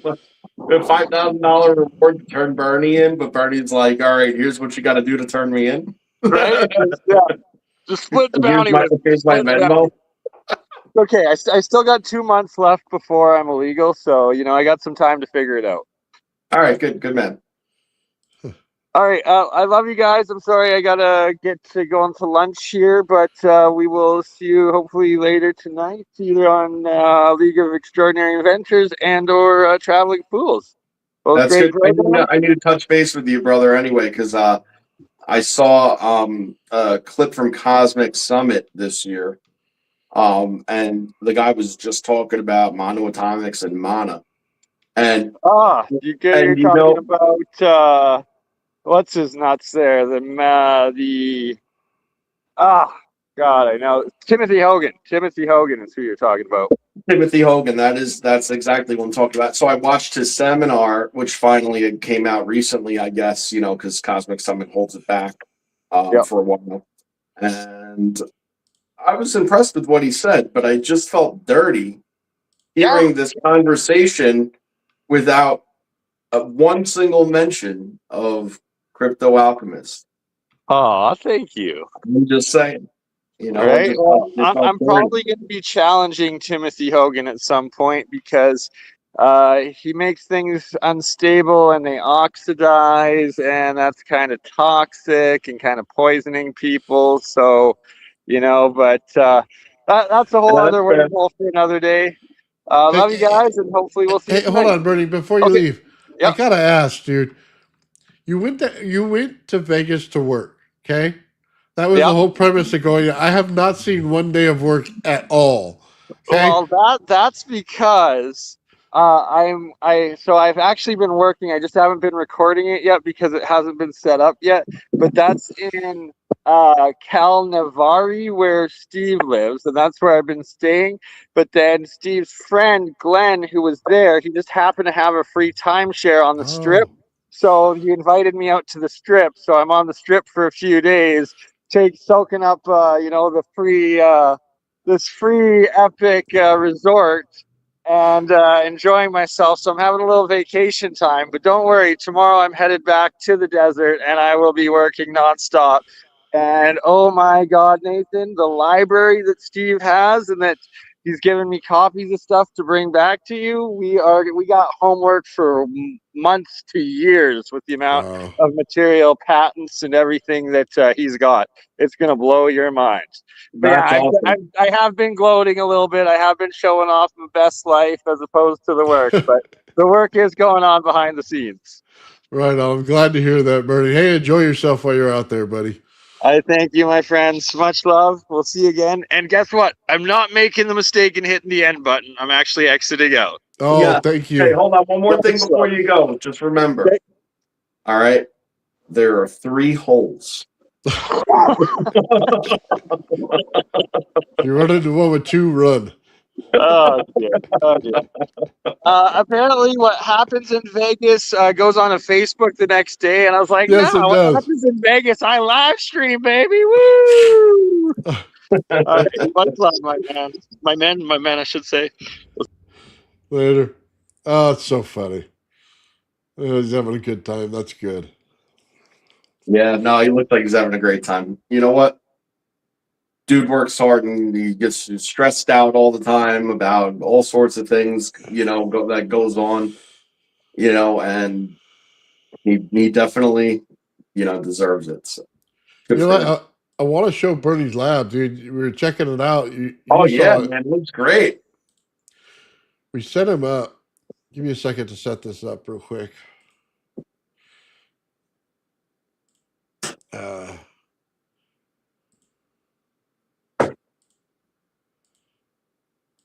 I'm pushing 100 buttons, but never the right one today. Okay, so for everybody out there, Bernie came over and we set him up this space. And by all means, we're not done yet, but it's looking cool as we go. I'll play it with the music. This is his.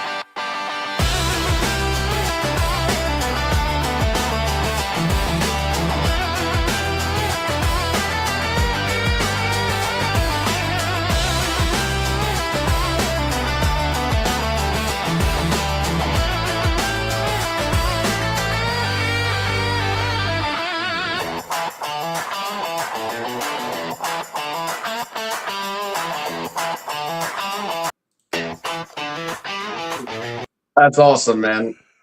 That's awesome. I was saying the way that it's set up there and how he's presenting and everything like that, it makes everything he generally does in shows, right? It's like so much, like so much more understandable. And like, then certainly not that I don't take Bernie's work seriously, because it's very, very serious, advanced work. But, with the setting and everything, it feels that way too. You know what I mean? Yeah. It feels that way too. So good for him, and good for you on setting him up. Yeah, it's a nice, clean, organized area. Because when you look at his setup over there, he's got so much going on that he moves in and out. It's hard to understand any of it. I'm always looking at the wrong jar or something else, man. Yeah, or flashing lights, or it's dark or whatever. And listen, I'm not saying that there's any problem with that. It's very entertaining and I follow him in what he's saying, but it's hard to see the work. It's hard to understand always what's going on. This makes it so much better. Oh yeah, I definitely agree. And the good thing is, man, it's all coming out in like 4K, dude. It nice, clean camera work. You know what I mean? We're working on it. We're getting the best shots. Yeah, it looks great. So tell me, what have you learned about his experiments so far? Sorry. So basically, when he tells you you put it in 5 volts and you get an immediate reaction, I see things dissolve in less than an hour. They're gone. There is nothing left. Okay, at 5 volts, which is just insane. We're talking about a little ball jar, 5 volts. He's got an anode and cathode in there. Real simple setup, right? But it's how he designs each one of them. If it's a single field, if it's a double wrapped field, 3 wrap fields, that all comes into it. Kind of a little bit of secret he does there. What materials he's using change the experiment completely on whether you can disconnect the power and it still runs. The way that he pulls the stuff out of everything and separates it is the coolest thing. Okay. He has a turkey baster. He goes over there and he sucks the stuff out, and he's got a good line on where everything is. So he's only getting the one color, right? And then he puts it in these little jars, man. It makes it look really cool. Those ones he was showing, but you can see it's really clean work. You can see the separation. There's points when the water's heavier than the other water around it, and you can see it. That's cool. That's yeah. So when he says he goes into heavy water, he's not lying. It's right there in front of you. Mhm. So Well, I mean, it's really cool because he's using physics to work the chemistry, because chemistry is physics, is what it boils down to. And when he's building those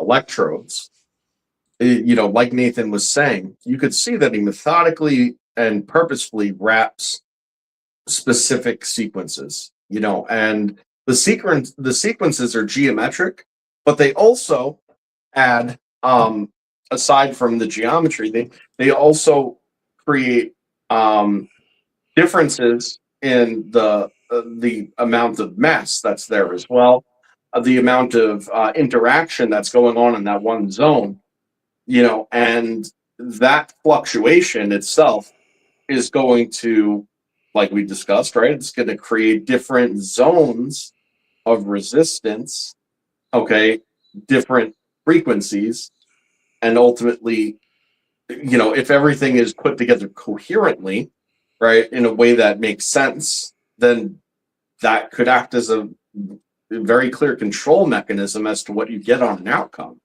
Um, and that's it's super incredible to see and think that. And I could imagine that, over time and with the configurations that he has, that that huge amounts of that energy potential, like you were saying, it gets caught up in the atomic mass structure, the lattice structure that's being broken down into the monoatomics, and becomes in relationship with it, and that allows for a cycling of that, caught up energy potential to actually run the thing even when it's off, well, because it's still got the energy in it.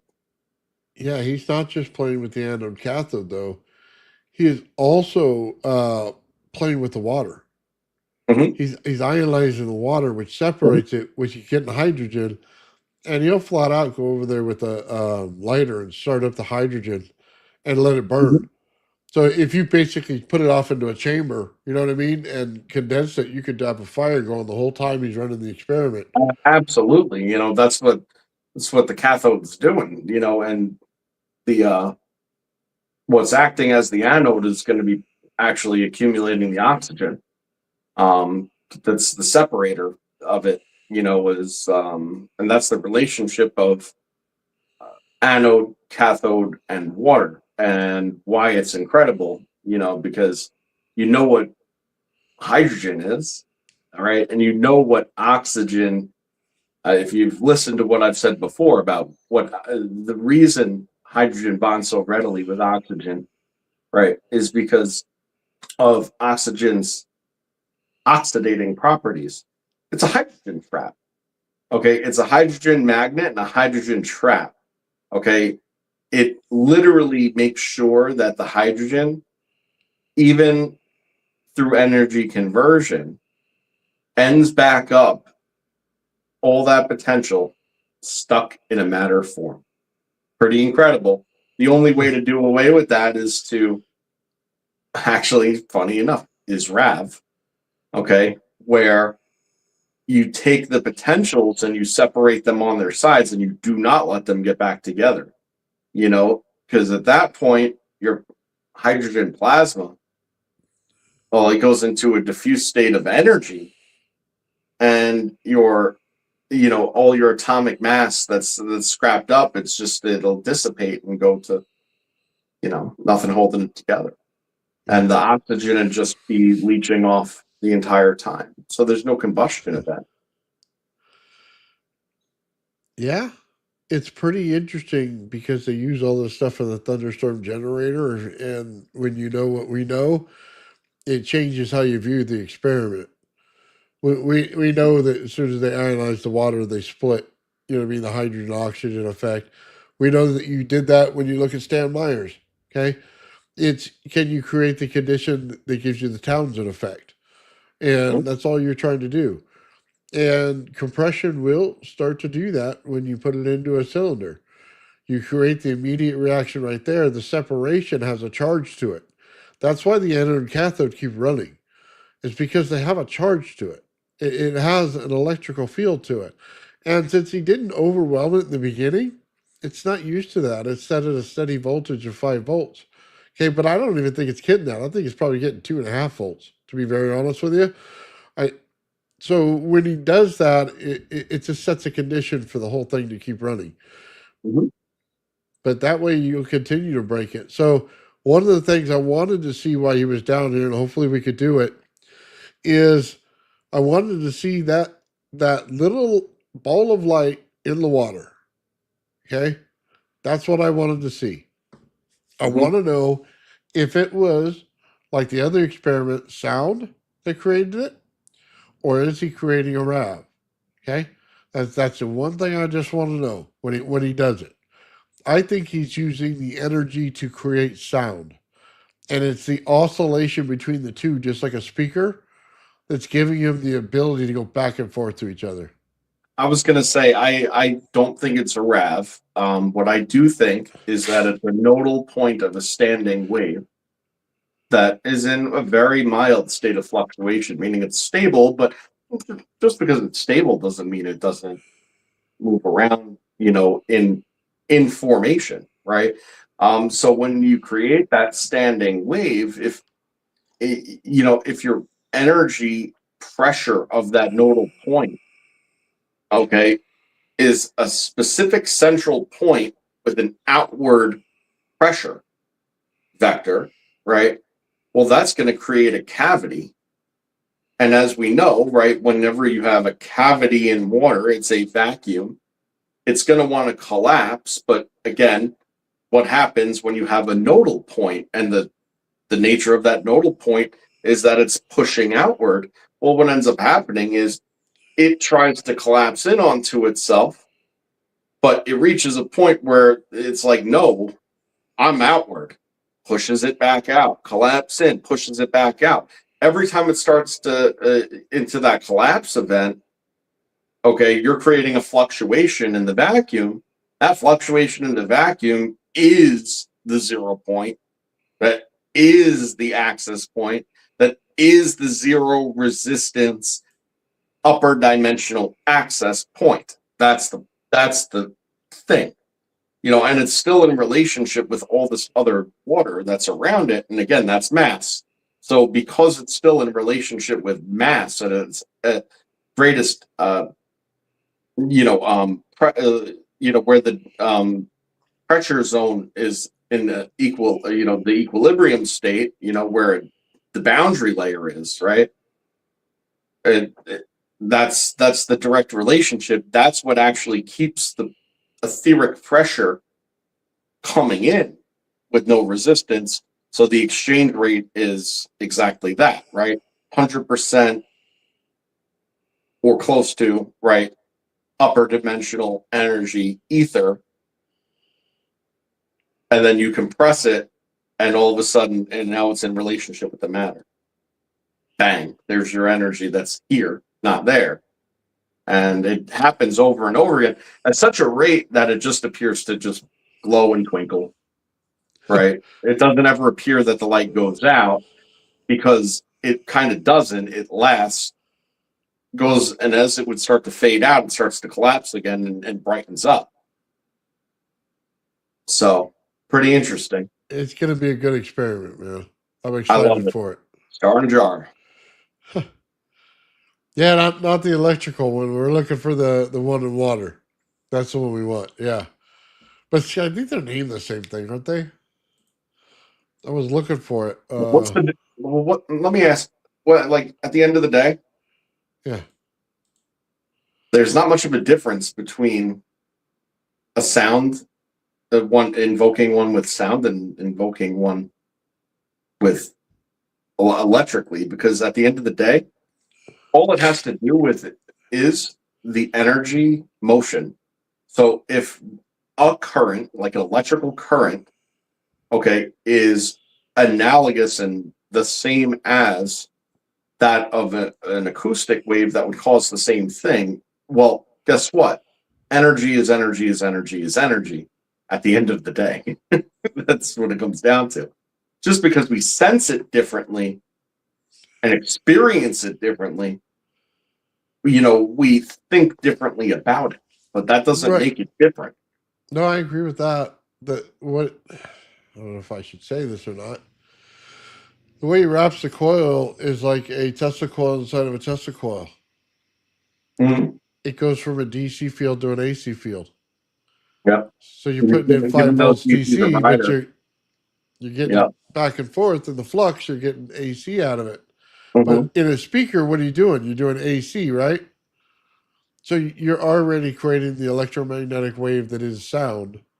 Okay, but sound is also light. You see, that's the problem. You have massive compression to a sound wave, you're getting light. That's the star in the jar. That's what they're trying to tell you. As soon as you create the light, it creates a prism. As soon as it creates a prism, it's now free to have an energy state that's much higher than it is before. That's why when you look at everything in perspective, mass slows down energy. Okay? It doesn't do it any favors, it slows it down. But when you get to gases and plasma, it speeds it up. When you get to light, it goes even faster. Okay. But that's kind of the point here, right? You're compressing it to get it to go faster because you're changing what it is. You're changing from a sound wave into light. But that's the conversion factor people don't realize. Mass is a hindrance. Okay. It slows down everything. It's not something that's good. Now, so my understanding is this, okay, and this is it's a little, again, it's nuanced, right? With the star in the jar and the water with the acoustic waves, okay? Now, can you create a star in a jar with a single acoustic wave? I believe that you could. If you look at just general oscillation, which once it's in water would become acoustic, through like what we were talking about before, like a crystal oscillator. Well, if that hits specifically and exactly the proper and correct frequency, at its point of, culmination at the central axes, right? It would dispel the water, the same as we talked about how you can move a rock like that or move anything like that, right?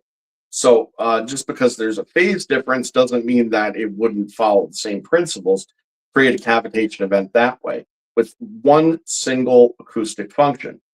However, I'm pretty sure how it generally is formed and what would be going on in like BurnEye's experiments for instance, okay, has less to do with a single frequency, okay, and all to do with the interference patterns of multiple frequencies, okay, creating the specific condition. And that is the standing wave at that point. And certain nodal points, if they have the correct characteristics, they would be in a cancellation event followed by like, where they would go scalar, but then on the immediately collapse. Okay. And then as soon as it collapses, it would cause an outward pressure, which would then, create a void in that space because it's effectively enough to hold the water off of it. Well, the rotation creates that. Yeah. Right. So that's what's kind of interesting. And they usually do it by having multiple focused frequencies pointed at a specific central point. I think 3 or 4 being necessary. And the reason that is because in order to keep it from collapsing, so you need more than one to have an interaction, right? But then the dimensionality comes into play. Obviously, when you're in a water medium, it's a 3-dimensional, free atmosphere, environment where it could go anywhere, right? Well, just like anything, okay, any sort of movement, and it's going to go off course there, fall out of that nodal zone, and then done. So you need to be able to hold it in place with, 2, 3, or 4 sources. Now, the weird thing is that because it's a wave, right? If I it's don't in a think you need to container, hold it in that way. they I think do it it'll. with more than one. So when you Google "star in a jar" and you see that famous experiment, etc., Yeah. like they're using more than one. Of Um, the yeah, of the anode cathode thing, they're doing more than one. They got not one an set. cathode. No, it's acoustic, but it's Piezo's. sound. Yeah. So I don't know if they're using piezo's or not. I know that they're using high frequency ultrasound, but I don't know if it's a piezo or if it's a modulated transducer. It's probably a modulated transducer, but a multi-channel modulated transducer. So Um, check this yeah, out, Joe. but yeah, the point is that you could also get the same effect with one under the right conditions, but then your container geometries and that sort of thing would have to be 100% on point too, because of the reflection and reverberation and echoing and all the sorts of stuff that would happen, right? Well, I wanted to show what happens when you spin inside Mhm. water. You see the field Oh, it yeah. creates? Yeah, the same one that forms right as the RAV is about to form. The one where it swoops up and around and then collapses. Yep. So it is rotation of mass. It's just you can't confuse something solid with gas or plasma. They're all mass. E equals mc squared. They're all mass. That's what they don't understand. Mhm. I mean, the Yeah. same deal with that is, I mean, that's also another offset. That's a torsion equation that's occurring Yeah. right there. No question about it. Right, and it's a resistance, right? So if you did away with all the resistance, you wouldn't get that because the ball then would just fluidly slide through the water without the grip. But it's a differential that exists between the material of the spinning ball and the water that allows for there to be the introduction of a resistance component, and then that resistance is actually able to propel the water at that point. You know, it's pretty interesting, and it's a great example. Oh yeah. But But it yeah, just also goes to show how all the same basic physics is exactly what causes everything. yeah, the only problem is a lot of this stuff, Joe, it's nuanced. Okay? You have to understand why you're doing it. One of the biggest problems I have is in building things, people don't understand that. They think, let's get the hypothetical understanding of something and then, oh, it must work that way. And Mm-hmm. unfortunately, it just doesn't. You have to create things in the condition they're meant to be created in. Mm-hmm. And if you don't, then it leads to all the wrong understandings of what's going on. That's Yeah, why that's right. people go, oh my God, we got a fusion reaction, so we'll just add more plasma with a plasma hose, right? Okay, but if you do it in open air sphere rotating, how are you going to do that? That's not physically possible. Okay, things like that. If you get into this is how you build it versus this is how you think about it. Well, Right. even if that changes, because then if you don't understand electromagnetism and why it works, you're going to fail completely in all of it. You won't be able to create the gradient in the frequency that you want. And I've seen it all over the place. Okay, you can take 5 piezo's and put them in a row, right? If I blast the energy from this, when do I turn on the next one? When do I turn on the next one, the next one? And how do I get that to create propulsion? Well, I've seen that their oscilloscope is they hit one and then it goes all over the damn place. Okay. They have no understanding of timing in it. Okay. And Yep. it ruins the entire experiment. And then they get mechanical noise in there and they don't know how to remove the mechanical noise. So that creates more all over the place. The fact that they don't even know that the mechanical noise is ruining the process creates a bigger problem in it, right? They're not understanding frequency, how to override things in an open air system. Mhm. Dude, there's so much nuance to this stuff. It doesn't There just really happen. is, right. Well, the nuance is it's actually funny because it's like you said, and I love what you said. It's absolutely true. is it's all setting the conditions. And, Yes. and what I've been saying, and the saying of mine for way, way, way longer, than I've ever thought about any of this shit. Okay. Like, it's not about having the right answer. It's about asking the right question. Right. Answers are easy. Questions are hard. When you sit there and you make an observation, you think that you have a data point. So now, well, the apparent thing would be if you put more, then you get more, right? Well, we know that's not always true. But when you have a fundamental understanding of what each and every single piece is doing, okay, mechanically, well, then you could sit there and figure out what it is you actually need, right? And what needs to change. And that becomes the first right question to ask. What do I need? What needs to be exploited here? And what is the mechanism of that? Because once you figure that out, you realize that everything follows only very few actual rules of physics. Very few. And they all have to do with the same exact thing, which is one thing's relationship to another. Okay. And how they interact and how much of it's interacting, and dimensionally, it just means, there's again, it becomes very nuanced because of you have to ask the right question.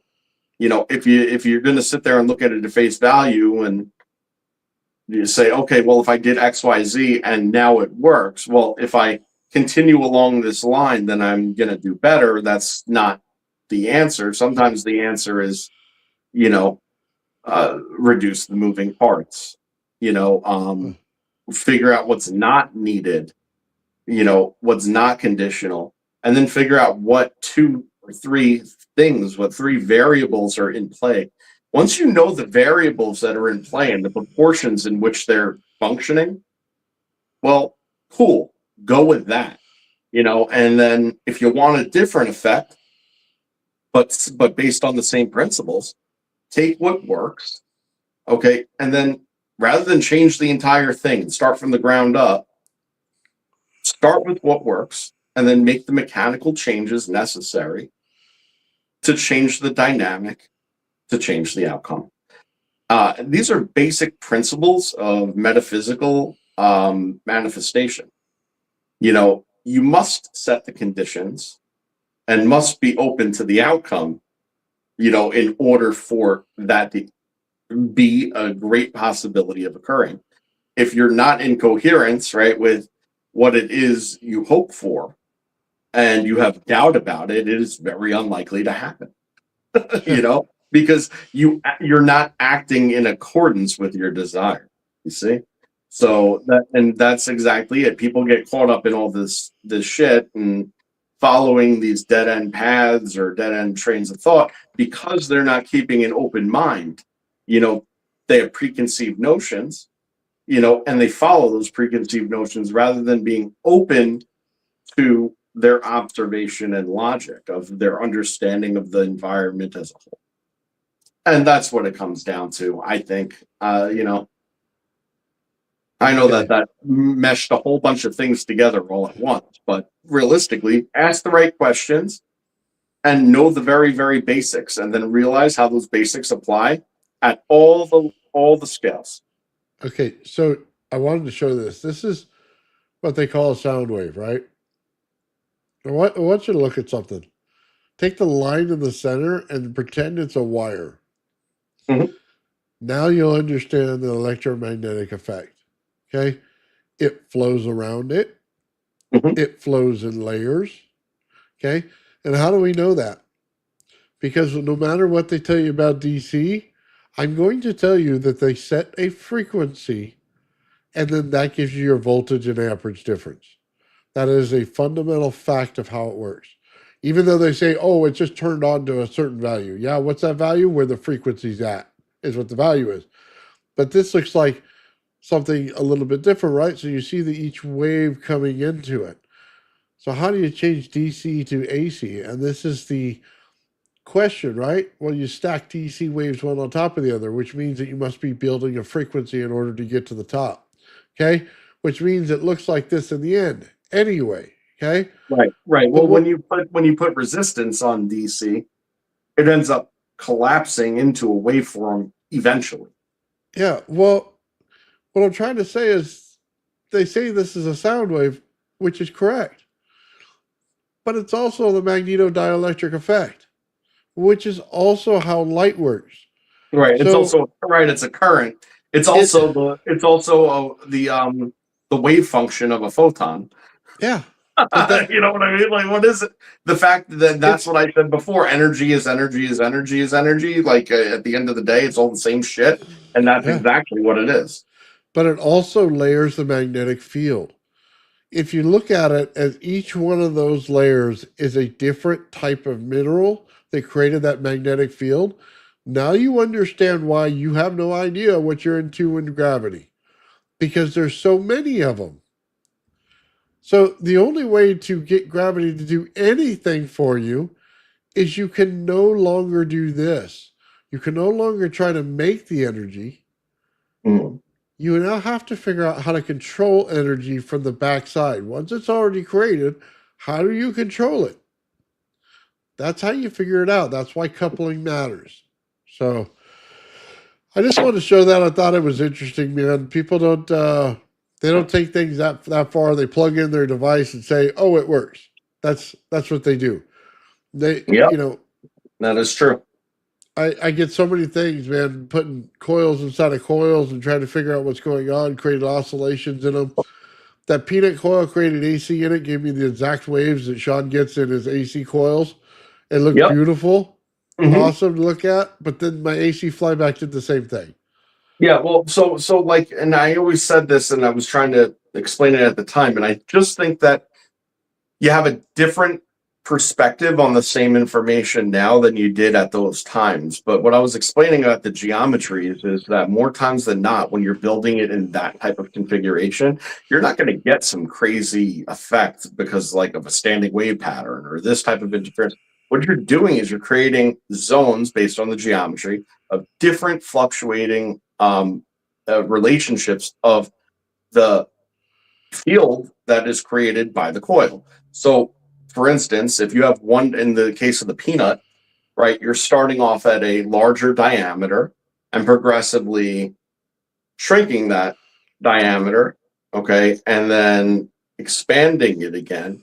So, what you're doing is you're taking these frequencies that are occurring and interacting with each other at each wind, okay, and you're bringing it from one state, okay, to where now its rotational state has accelerated, okay, because even the but it's proportional and relative.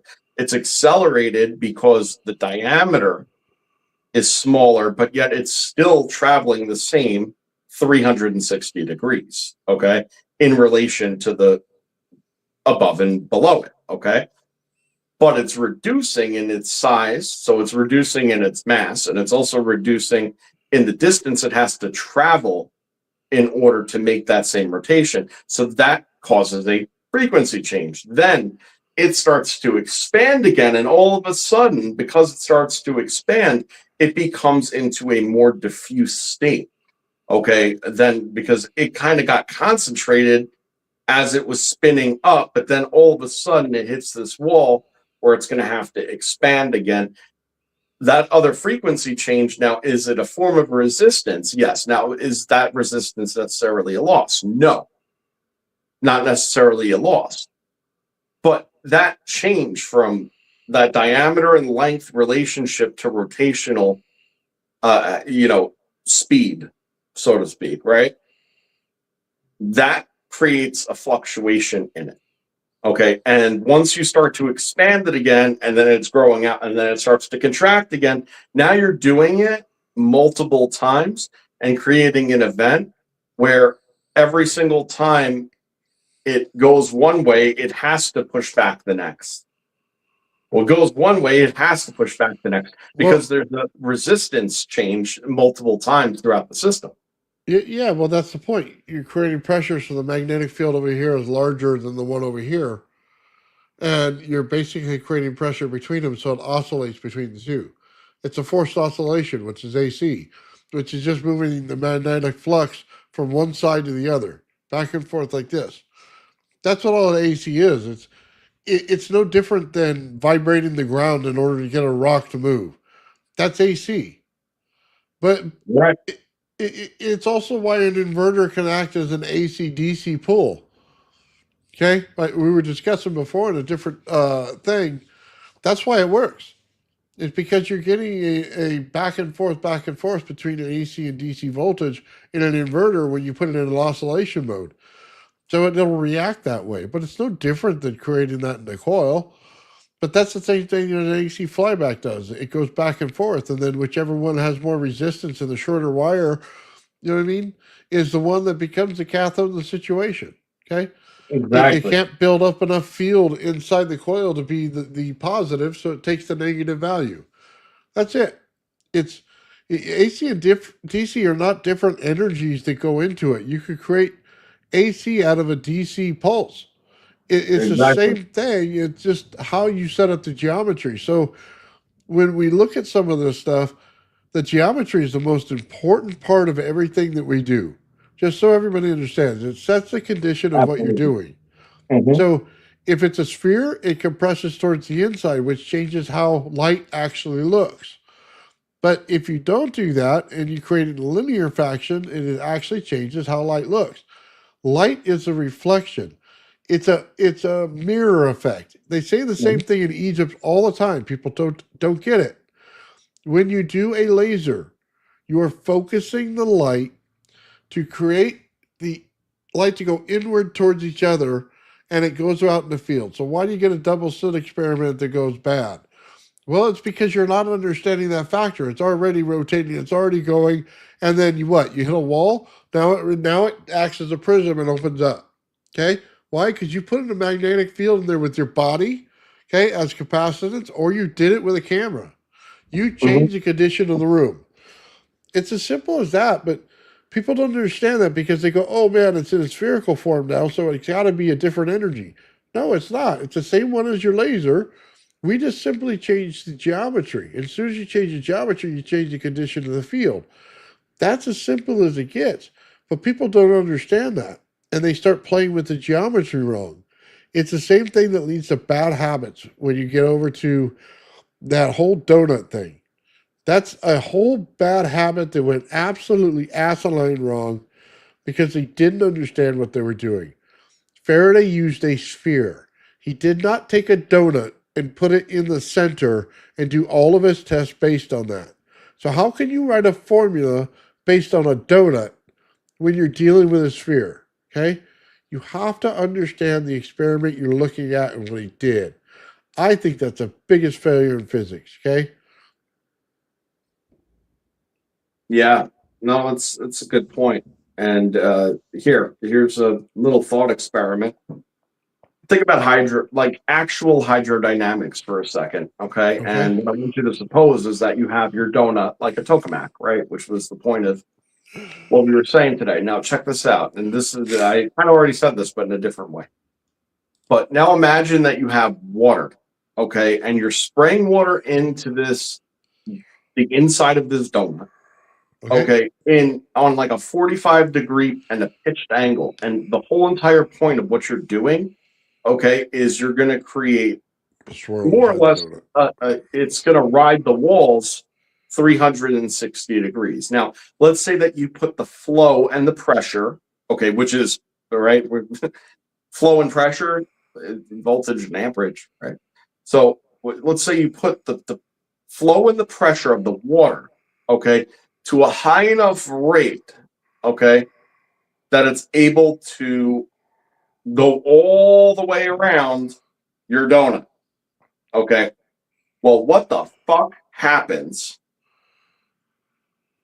when the the leading end of that rotation meets its maker? Well, you have instability. There's a huge differential that occurred because there's losses. It's not superconductive and it's not in a dense state. It's in a less stable and state than when it left, and it's about to meet back up with the stable state. Now, the question is, provided that this water flow and pressure was induced laminarly, so in other words, like you'd have to have a like an introduction point that would literally be at the corresponding angles, right? And so basically the water could ride over it if you get it, right? Water riding on water. Okay. So you get what I mean?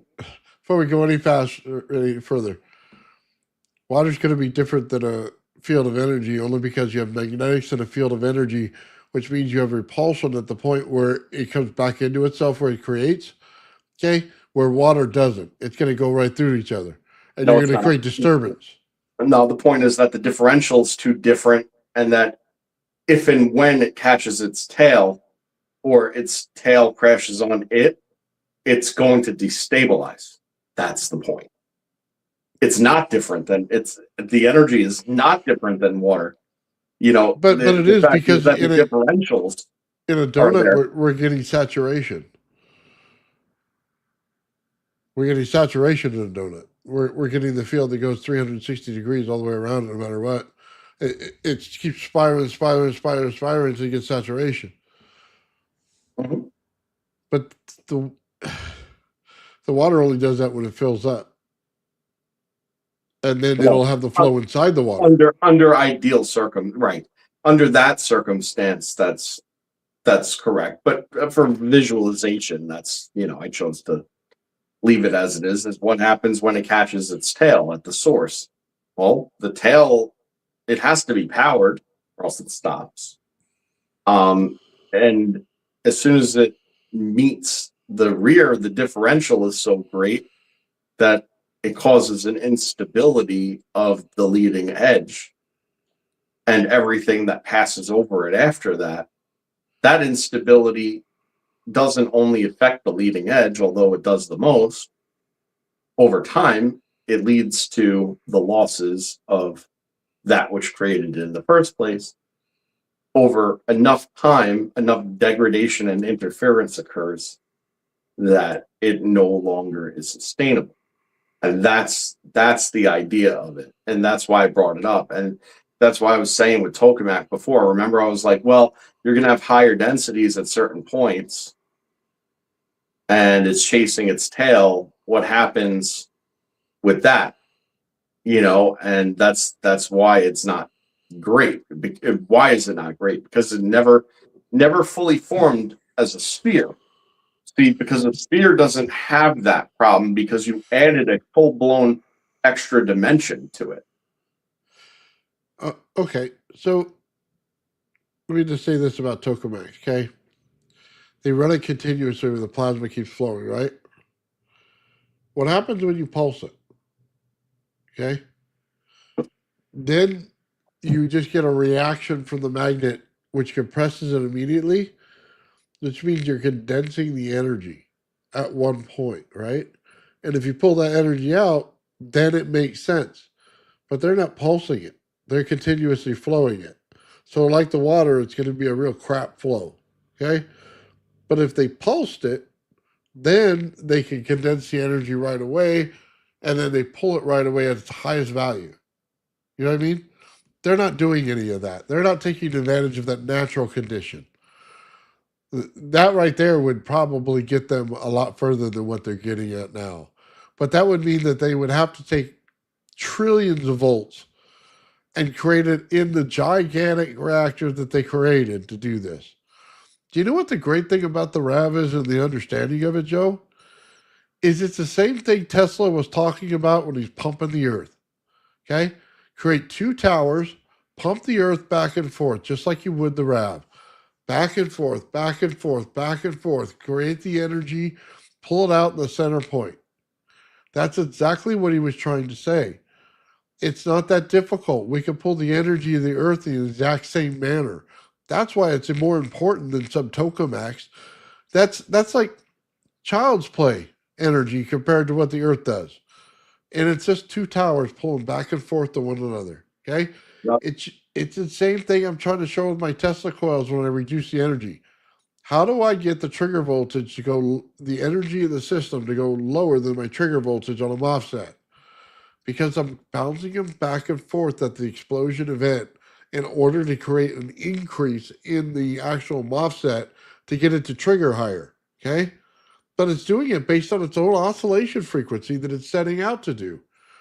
Oh, by the way, we brought something up before, and then we kind of went on long about the subject, and I didn't throw this one in there. Remember when we were talking about the RAV, and we were talking about the sun and time dilation, right? And we were talking about the differential of frequencies, right, and how they have to be layered out in order for these things to occur. Then we know that Sean, he took the photo HARP measurements, and he got the layered frequencies. We saw that. We knew that. So, we see that. But then there's, especially in the earliest experiments, it was the most apparent. But there was also the very definite pulse rate that light was emitting from it.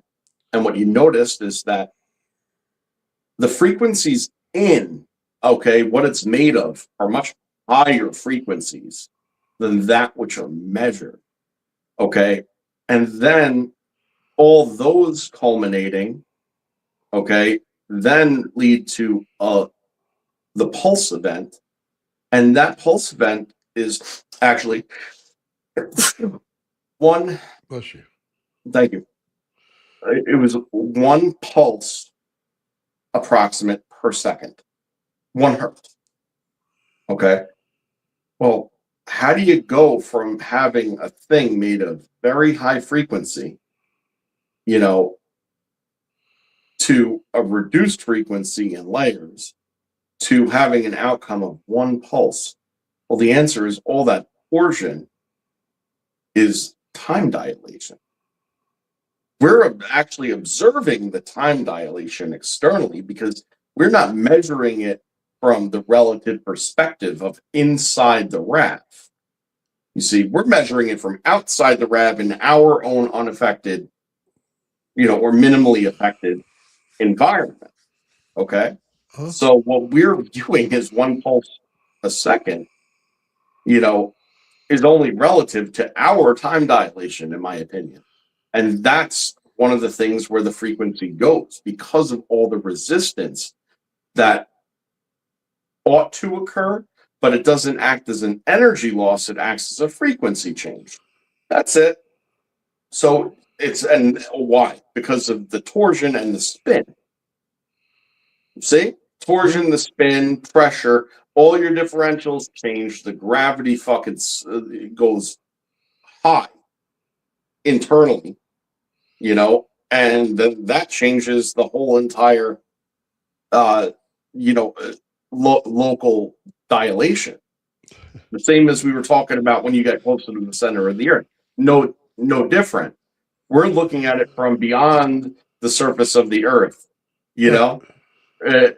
but when you're there, right, it's much different. That time dilation is much different. That gravity is much different, much greater. Let's look at this. How do you get a nuclear explosion without the explosion, but you get the effects?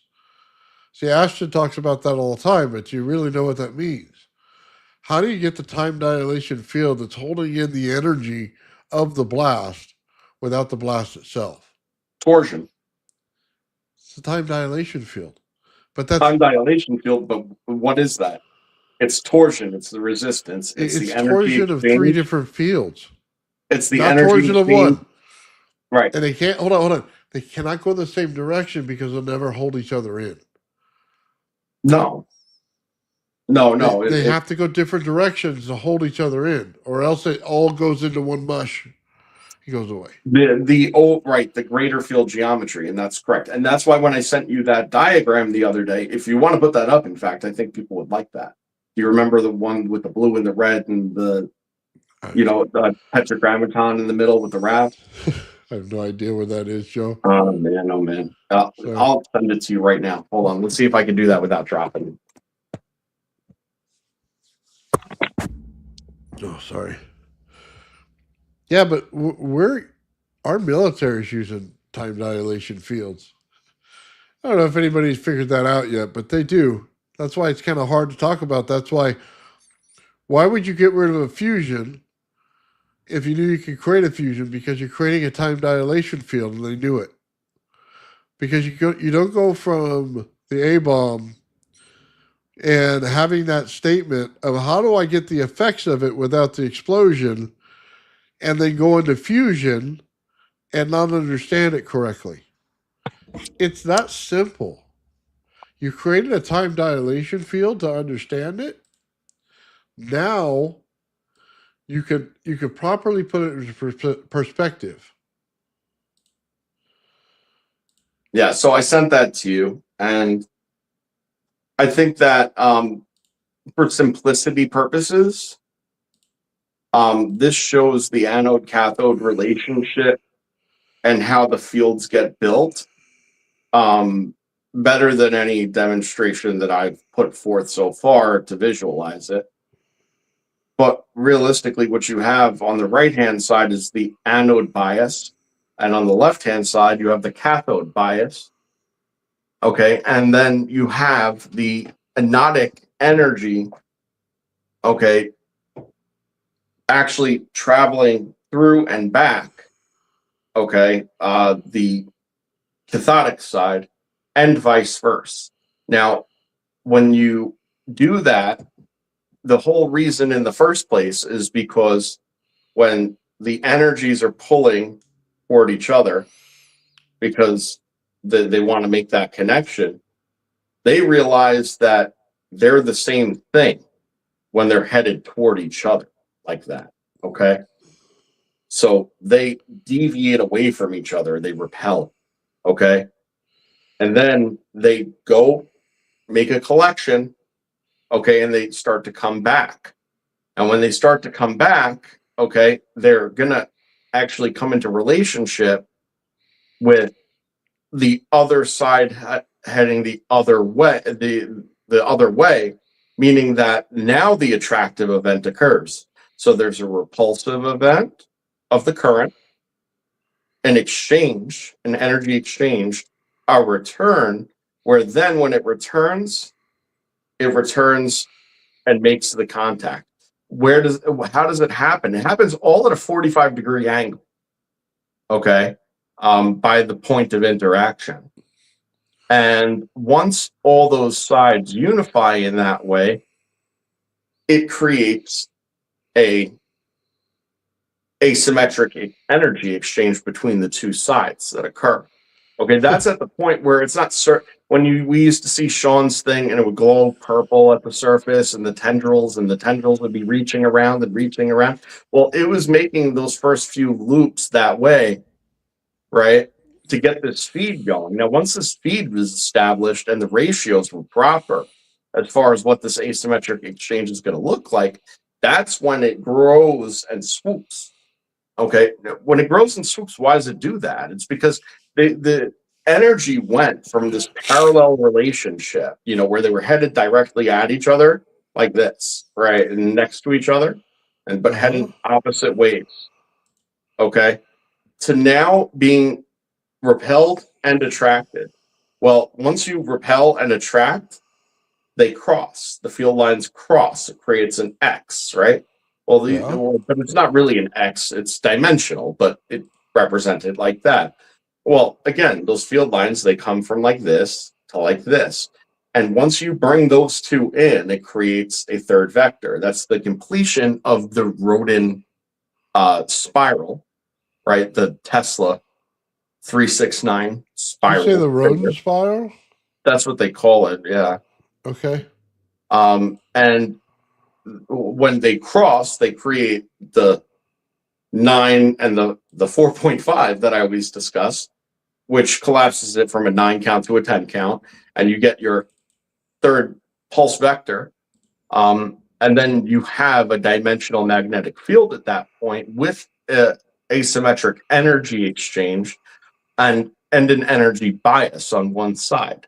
All these things combined create a multiple field geometry that all work independently of one another.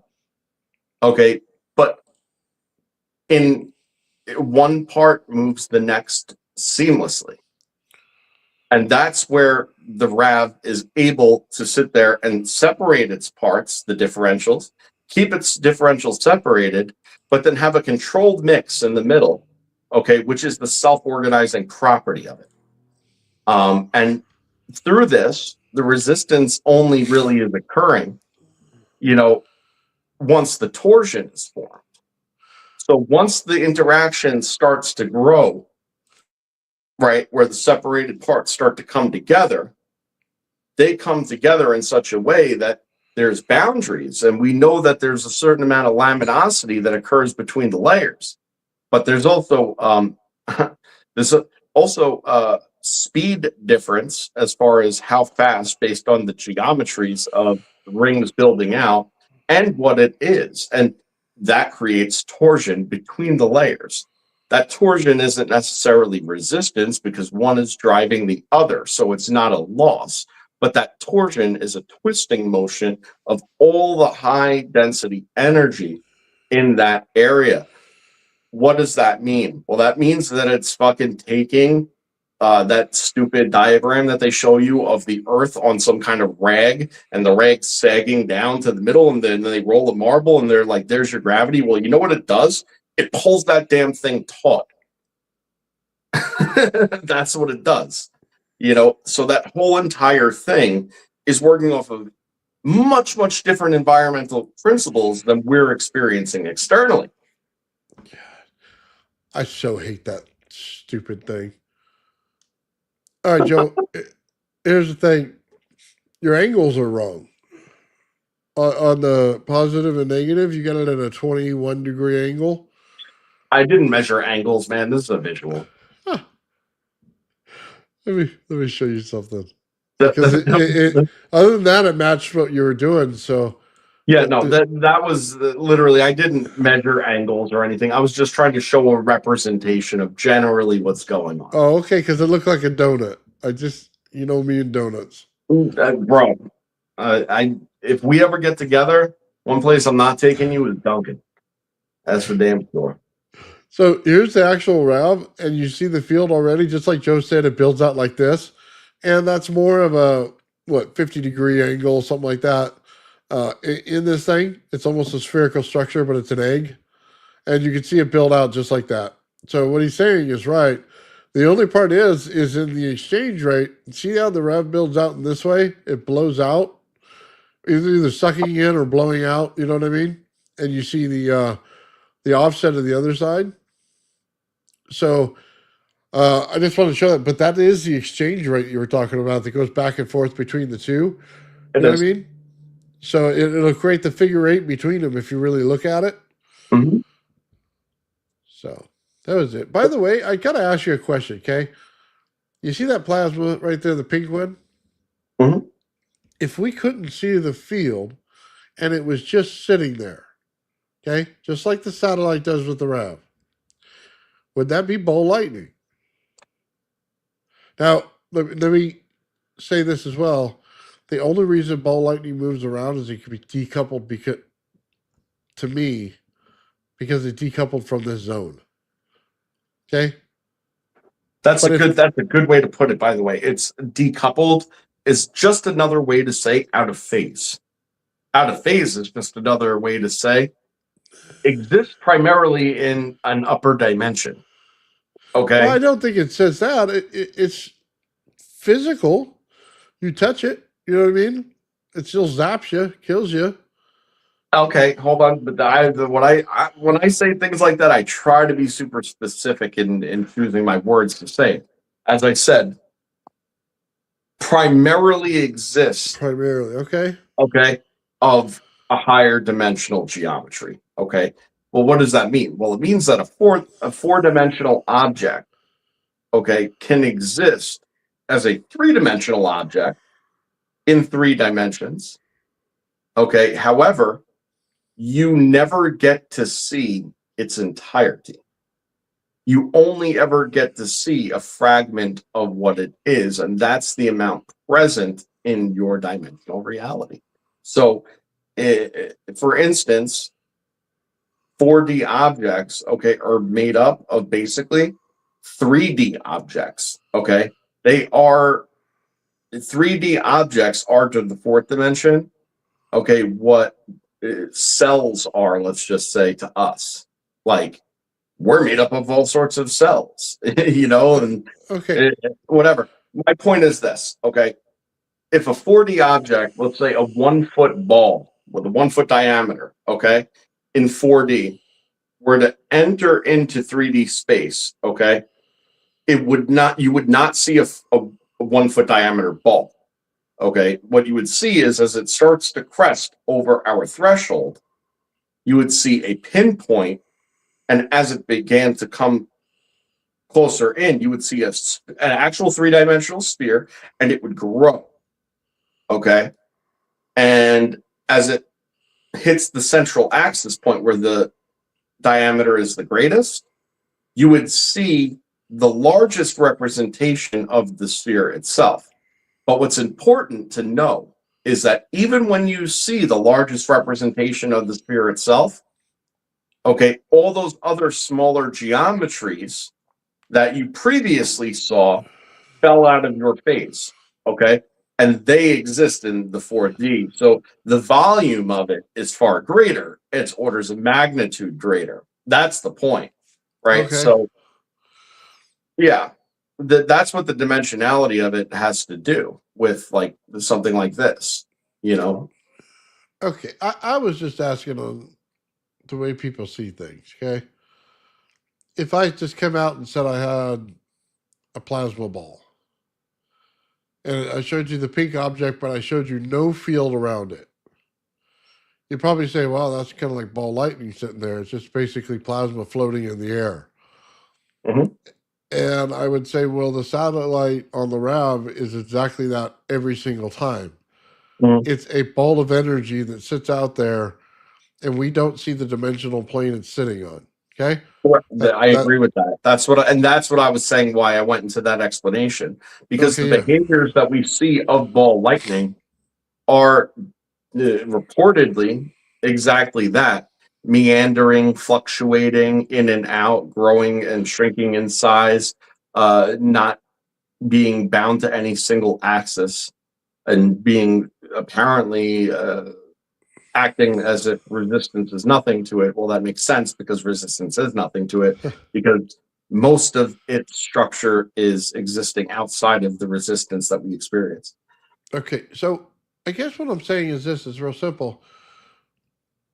If you didn't see that sphere around it, you'd say that's probably ball lightning just sitting there. But if the charge continued to stay within it as you turn the RAV off and it moved around, because it's no longer coupled to that field, it would then meander around everywhere with no place to be because you turned off the energy, right? But it would still have enough energy to run the plasma until it died, right? Mhm. So that's the effect I think is really happening in ball lightning. There's so much charge. It puts so much energy in the ball. The fields are going so fast, it takes a couple of minutes for them to discharge, is what I'm saying. So that's all I was trying to make a point of here, Joe. No, but that's a great point, and it brings me back to actually something that I haven't said in a long time, and it's something that just sounded so fucking crazy when I said it the first time. Right. And it was a question that I asked you. Remember, I said it's about asking right questions, even if they're weird. Ask them, And the question that I have is, when we turn the power off to the RAV, is it gone? Is it Yeah. gone? And I said, I don't know that it ever does, but I think that its frequency change, because you just turned off that energy, puts it out of phase. And then it just is it's just not present here anymore because it's not in phase with this dimension, and the way that I suppose this, okay, had to do with the conditioning of the materials. Okay, we knew that once we conditioned the materials to have the proper flow patterns, okay, the RAV would instantly form. Instantly. Okay, so there was a memory that existed because even though we created the conditions, that's cool and all, okay, but it should still have to build up the fields in order to work. But that's not what we observed. What we observed is you power it on and it kicks on when you start it on one of those black dots on the clay. You know, as soon as you hit a certain energy rate, certain frequency, it would come back immediately. And that's because you're bringing it back in phase. That's what's interesting. So it's sort of like you're creating something, okay, in a moment in time that is not subject to time or space as we know it, and is only conditionally present, basically summoning. You know, it's like you must have these conditions and then it is summoned. Well, when you're priming it before it forms and you're trying to get a new piece of material to have this clean exchange, you know, it literally is setting its conditions to be summoned and then you summon it. It's very strange when you think about it that way, but that's what it comes down to. I don't think that's what's going on. I love the idea. I was just saying, I ask just weird don't. questions. Ask No, weird 'cause questions. That's it. the frequency is so high at 99 to 100 kilohertz, we can't see the time it takes to build the field. Is what I that's my opinion. If it was in the hertz level where you could see it, and then it just automatically appeared, I would absolutely be on your side on that one. Cool. The formation isn't in the hertz level, but the fucking thing itself is. You know, so Well, this is what you got to realize, and that's why I'm saying it has to do with phase. You know, you have to create but those when Sean conditions. measured it, he measured it in kilohertz as the rotational rate. Yeah, use the radio example though, man. Like, use the radio example. You know, if you tune into, you know, if you were in New York in 1997 and you tuned to 92.3, sure than hell K-Rock would come on and Howard Stern was probably on if it was the morning. Okay.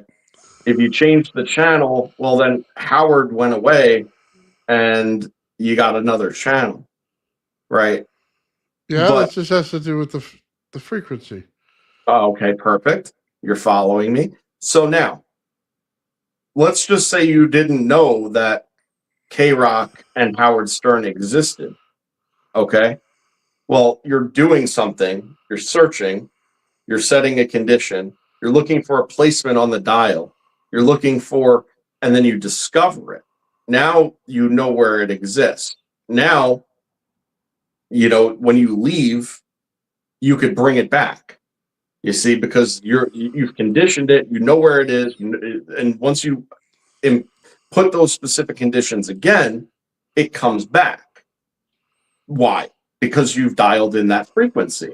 You've had the same conditions. You provided these multitude of interactive events and frequencies that occur that on that one condition spot, okay, culminate in a stable and repeatable outcome that tune that energy, okay? Tune that energy in. Tune it in. And that's what I'm saying. Again, is it a weird proposition? Yeah. But is the RAV weird? Yeah. But hold on. This is the cathode right here being set. This is the condition being set. So yeah, it'll summon back the right frequency. You're putting in the same power. Summon back the right frequency. That's what I'm saying. But that's setting the cathode. It's setting the condition for the frequency. It doesn't make it appear out of 4D or out of 6D. It sets the condition for the energy to create the same frequency. Right. except for the fact that if you believe that there's time dilation occurring, okay, its timeline is different than ours. And if we suppose that it moves slower, yet it instantly disappears when we power it off, how would you suppose that it's gone? Okay, I'll try to answer that. It's building in kilohertz. But if we're on the other side of the field and we're in hertz, we would see the difference. The problem is we don't have the time dilation field built. You know what I mean? We can't see what's going on there. So Exactly. Because why? Because when we power it off, it goes out of phase. That's the point. You see? I don't think it goes out of phase. I think it just it dies, and it dies fast. What I'm saying is, we don't have the ability to slow down the time. The camera would slow down the time and would be able to see it build as a normal reaction. See, like, okay, let's go metaphysical with this for a second. You know, you are a human being, right? And those are your conditions set. See, your conditions are set, okay, as long as the conditions of your existence are met. Once the conditions of your existence are no longer met, aka your biological systems, the ability to eat, sleep, drink, poop, etc., right? Once one of those things goes out of whack and you cease to exist, right? Well, your physicality goes into a state of decay. Now, if you're a believing person that there's something more than this, or that consciousness may not exist physically inside of a chemical condition inside of your body, right? Your three-dimensional conditions of existence and phase have now ceased to exist. And whatever it was that you believe occurs after you die, okay, your consciousness now shifts into that phase because it is now out of phase with the body that it originally had the communication with, or the attachment with. Okay, so but what does that mean? Well, what that means is that, well, okay, you're gone, right? You're gone, but that's still there. See what I mean? What makes this any different? It's just energy existing in an organized state in 3 dimensions under certain conditions under a specific phase. And, again, if it immediately popped up before it set its conditions, okay, then none of this would make sense or matter. But the fact is that the conditions have to be set, and once established, there's a memory of this. Okay, and if you repeat it where the memory exists, it summons it back. Yeah, okay.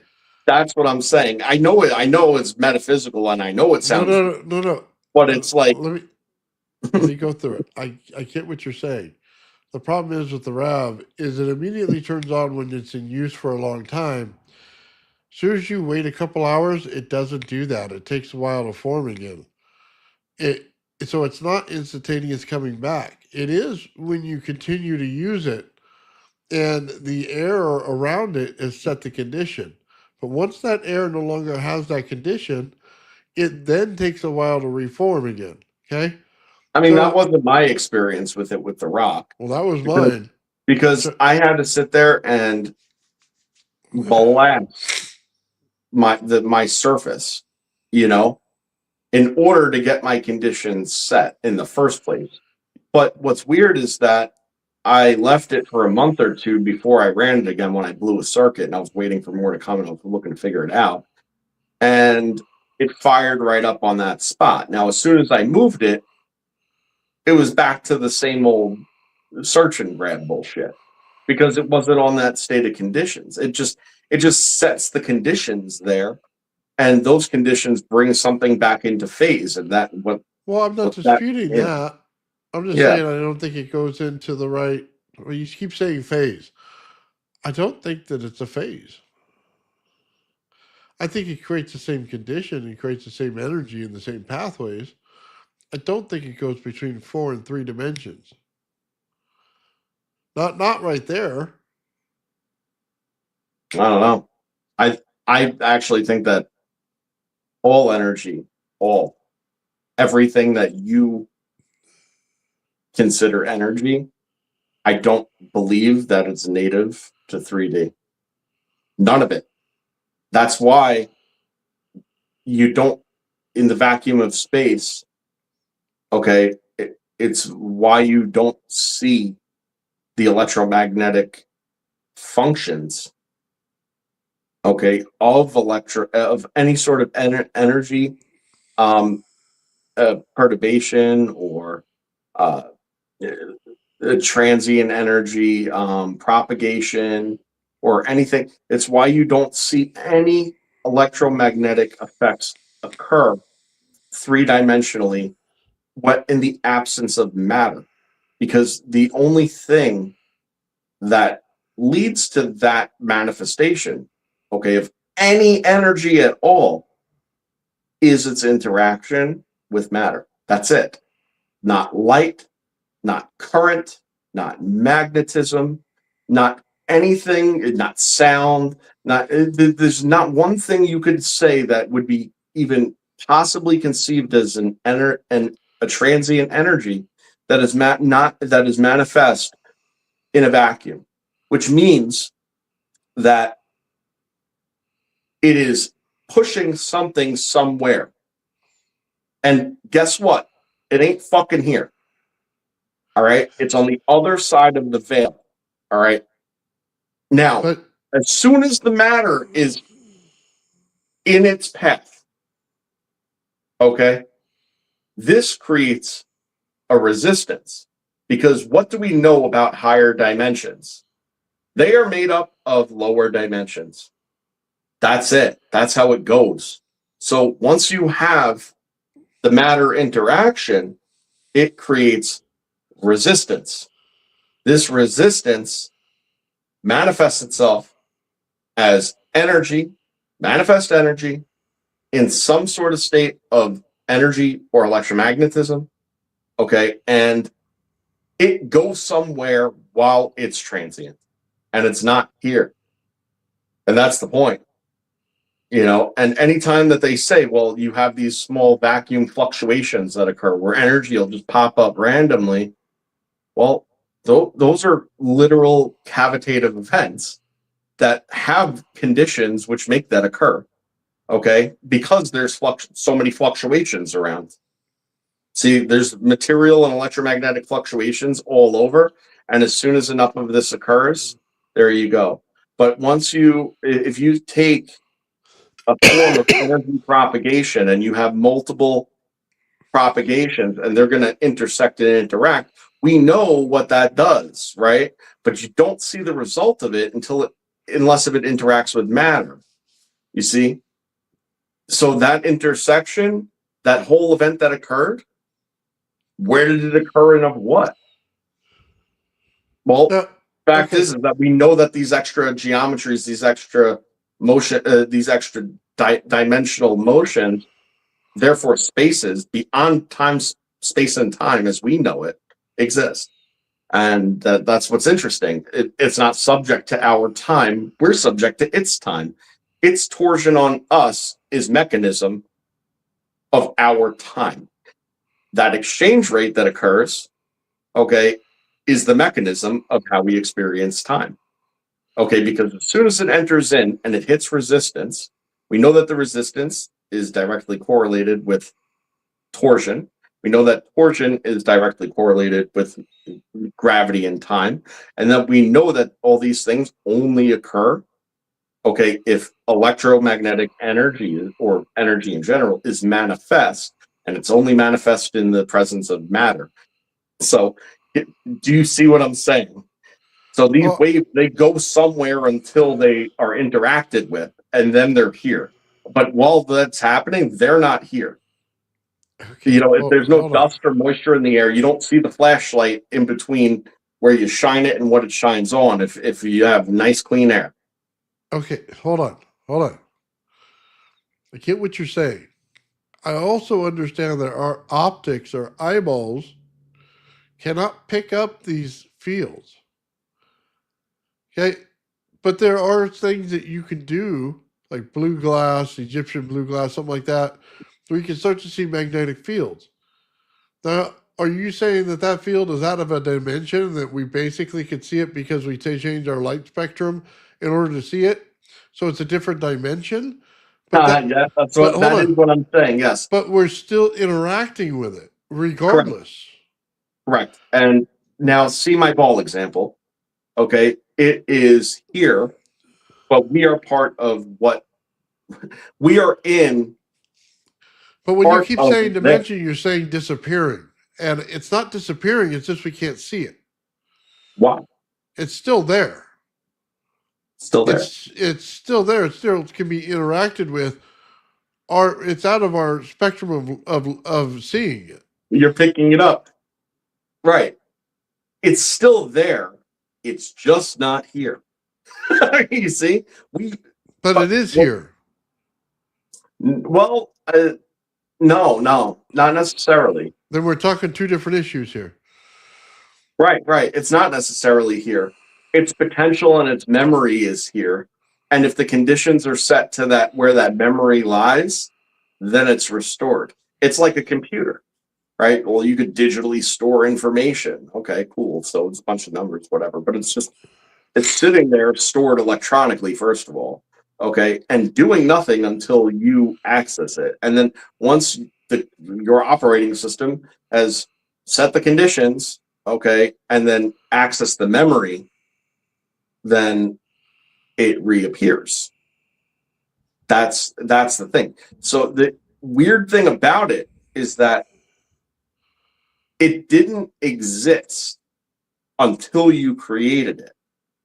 But if you're going to create it using the same material, for instance, right, that you're creating it before, once again, recreating it, you're not actually creating it again. You're just bringing it back. Again, it's nuanced and it's a little woo woo woo woo, but like let's let's be straight. That's the situation at hand. And does it okay? And then the question can arise: can it lose memory over time? I mean, well, I suppose it could, and maybe that's easily a reason why the conditions then change because they're subject to a 3D environment, right, which is in constant state of fluctuation. If that memory and those conditions change, then it's not a matter of summoning it back. It has to reestablish the conditions to then be created again, and that's sort of what it is. It's like it's incubus, not incubus, a system of a down. Life is a waterfall. You're one with the river and one again after the fall. It's that deal. You see, it goes back to the sea of potential, but there's a memory of it. You bring the conditions back, it comes back. It kind of sounds a little necromantic, but Yeah. whatever. When we're setting the cathode, though, we're creating a carbon which could be graphene. And as soon as you do that, it has the potential to store memory. But that Yeah. doesn't mean that it goes out of phase. It means it'll start fast. It'll be just about immediate, but it doesn't mean that it's out of phase and stays there. Well, if your senses are only capable of picking up, this much of any given spectrum, right? And then there's this whole entire other spectrum that exists outside of it, right? It needs to be within your conditions or your instrument's conditions, which are still this, okay, in order to pick it up. So when you power it down and it meets the resistance, the conditions are no longer met, the frequency changes. And once it falls outside of your very narrow scope of ability to perceive, you can no longer perceive it, but that doesn't mean it doesn't still exist. It like I said, it sounds philosophical, it sounds woo-woo, but what am I saying that's breaking science? Because nothing. It changes frequency, yeah, reduces frequency greatly and immediately. You're only capable of sensing, and 3 dimensions is only capable of holding a certain tune, a certain tuning, right? And once you change that dial and it falls outside of that dimensional tuning or your senses tuning, or, well, then it's not there. It can't interact with you because it's outside of the scope of the parameters. It's outside of the conditions. I'll be honest with you, man. I heard what is it, Ralph Ring talk about the same thing with the OTCX1. I find it interesting, Joe. I don't know that I'm there yet with the RAV. Okay, I I just see it a little differently, but with other things like when you're talking about high frequency things and things, that, yeah, maybe. Well, for what it's worth, anytime you power something down, it meets resistance, changes frequency, it goes back to the same place with the nuanced difference. Okay, and I'm sure that's a lot easier to digest because we just say it goes back into a state of potential. That's what we say. It's undetectable, but you can't destroy the energy. So it goes somewhere. It's not wasted, and it will interact when conditions arise. Okay. The only thing is that its conditions, okay, are not multi-vector emulations. Okay. And they are not burning a memory into anything necessarily. Right. So when you talk about the RAV or you talk about consciousness, something that is emergent and developed and coherent, okay, it's coherence and right, that is what's required to set a memory condition. Once you have a memory set condition, okay, then it's again that memory, as long as that memory lasts, okay, can be summoned back if the conditions are met. That's all. That's all I'm saying. It all goes back to the same place, though, the place of what we would just call potential. Yeah, You know, it makes more sense when you start talking about the soul or something like that, or the energy in your body, the light body. That all makes more sense to me than in that way. well, Than okay. it When you does turn in off the the RAV. Tesla coil, what happens to that field? It collapses over time. Right. So as the frequency of it changes and drifts further and further away outside of our spectrum and conditions of our dimension, it diffuses into a lower state, undetectable, and back into a state of potential. Right? Okay. So what I'm saying about this is the only difference being what did the Tesla coil in that example etch its memory into? Probably nothing, because it was only magnetism, and radiant energy, So it didn't have this cyclical. In order for a memory to occur, okay, you must have the same bit pass, okay, and then be recycled through. You have to, because what constitutes a memory in the first place is your ability to reflect on it. If you've diffused out after an occurrence, you never get to look back, okay? Which means that the only conditions that memory can be stored, okay, is if it fully cycles through. Okay. Well, and under those conditions, nothing's fully cycling through because everything is pushing off of the matter and diffusing out or cycling in on itself because of the matter. What this is doing is utilizing the matter, It's in direct interaction with. It's tearing it apart. It's restructuring it. It's reforming it. It's bringing Okay, the so same bit of energy through the same hold on, hold on. central point. Let's disperse with the fields of energy and go with the matter. If I put a ball in my hand, will it go out of phase and still be there? Or is it a strictly an energy thing? It's no. I mean, nothing is exempt from this. If the frequency of something drops, it either goes too high or too low, which the measure of what constitutes too high or too low is the Planck scale. Okay. If it goes off that scale, it ceases to exist. That's it. But I say that it ceases to exist. But again, see what I've just spent the last half an hour going over. It actually doesn't cease to exist, but three-dimensionally it does. So it'll go away. And you'll be like, man, that's gone. But the fact is that its frequency just either went too high or low. That's it. I don't know yeah. that a frequency change would do that. It would have to be an energy phase change. Of course, a frequency change would do that. No, it wouldn't. Because you could adjust the frequency of the RAV. You can adjust frequency and things. To zero or near zero or below the Planck scale? Well, you just turn it off. Right. Cool. Exactly. You got it. No, I don't got it because it doesn't work that way. I turn shit off on here all the time and it doesn't disappear on me. Well, you remember what we were discussing before about you're like, this magnet is fixed. And I'm like, yeah, but the way you're saying is if I go over the light switch, I can turn off my house.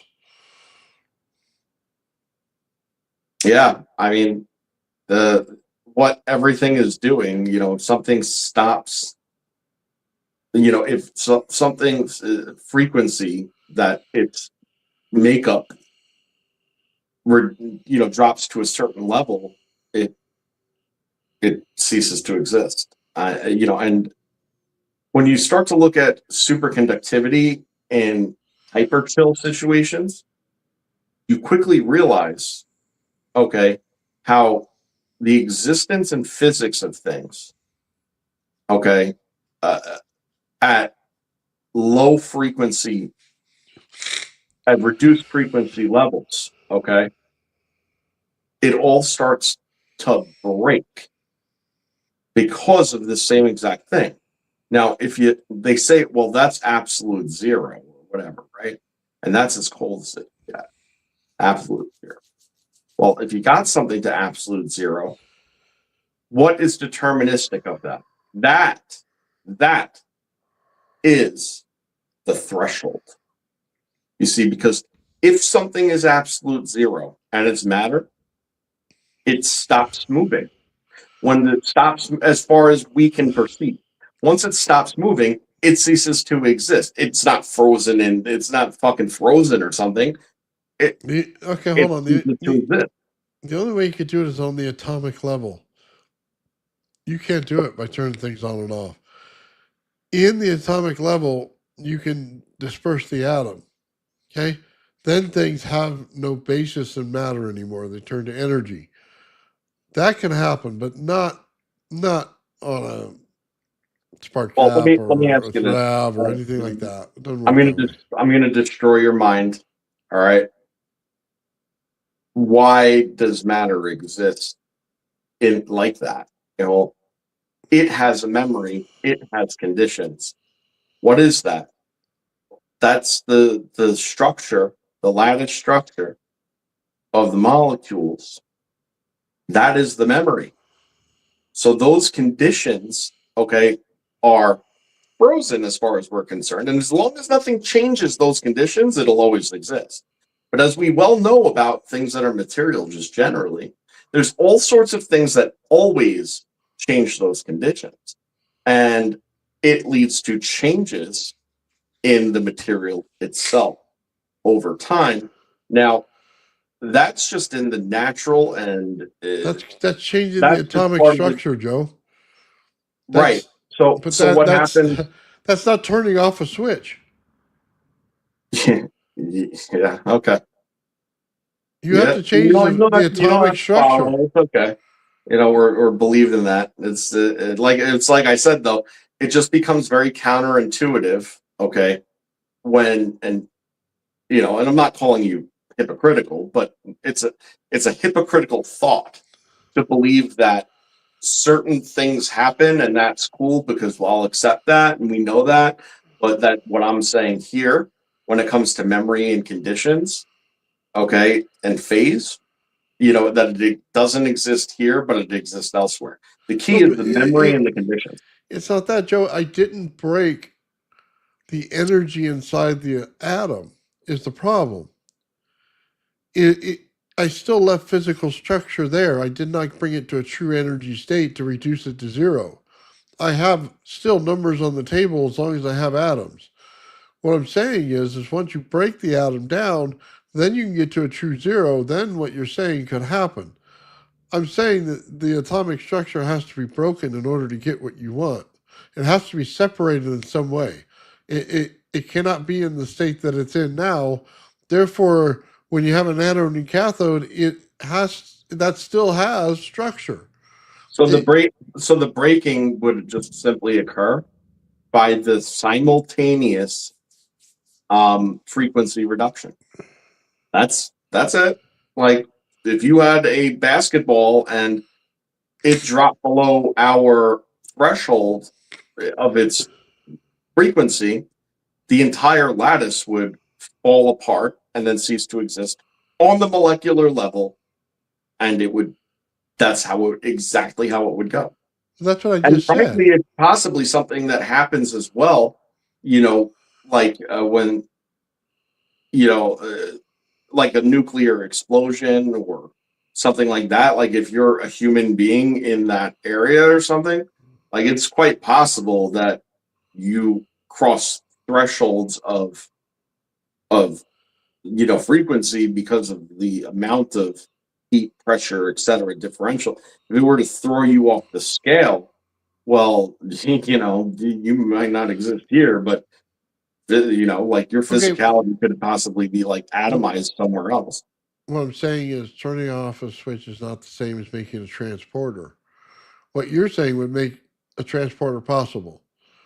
That I can take you down to the atomic level and beyond, and then rebuild you 100% on the other side where I put the wire at, or I put the beam at, or whatever it is, Right. which would make sense.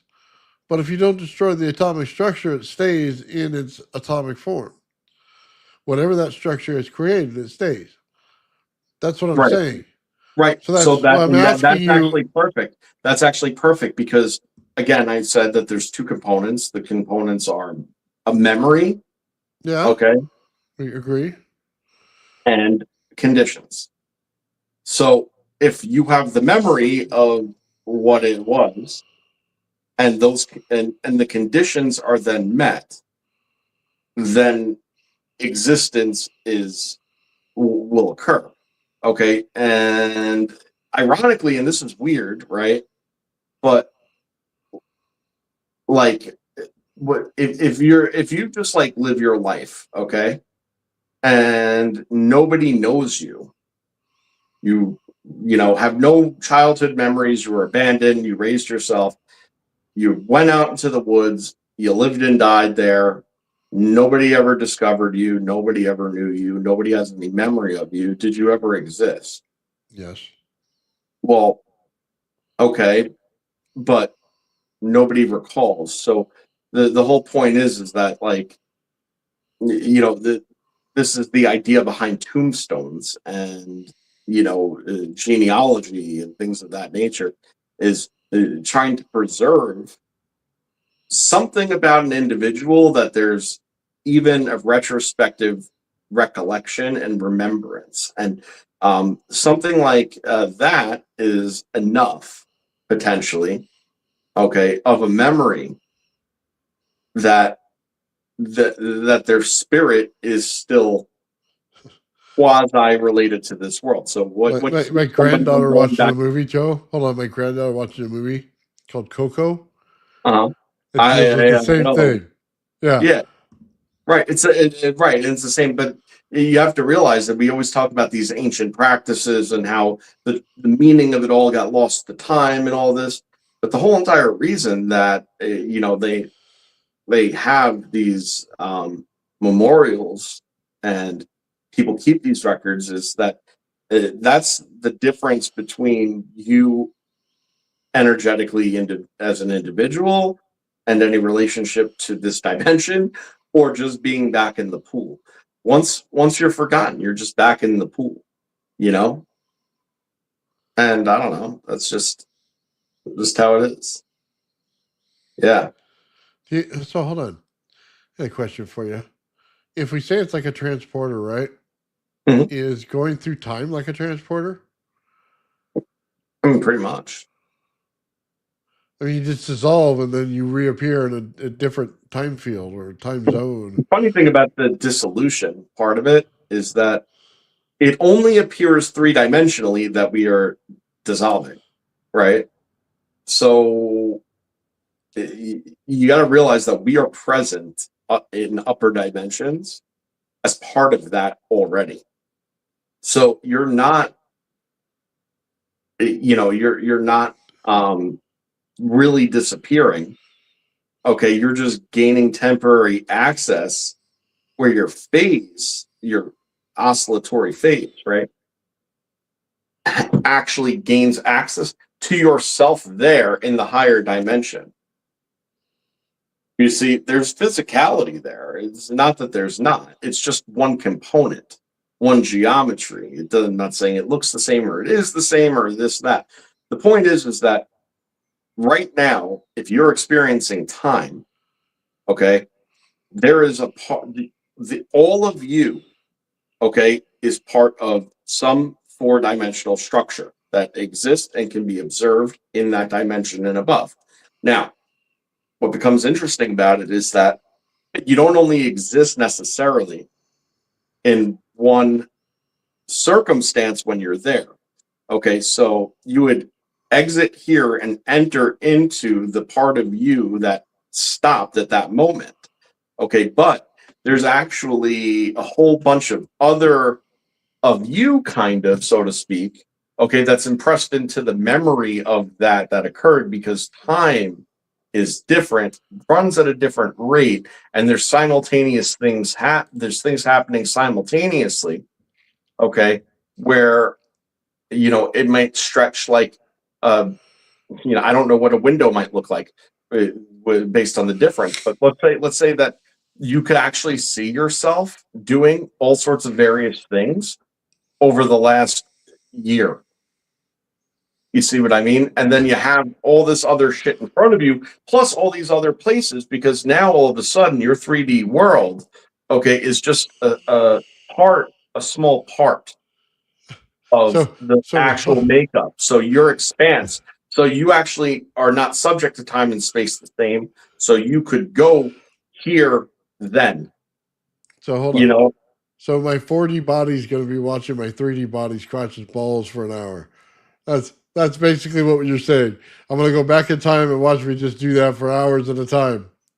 actually the funny thing about it, okay, is that the fourth dimensional could probably greatly influence you, okay, but you don't so much influence it because of where your consciousness is tied. So what's weird about it is that actually you have all these versions of yourself going on simultaneously there, right, through a span of Well, I get a time, lot of people probably past yelling and at me. future. Okay, but only, but you wouldn't necessarily even perceive it that way unless if you were there, okay?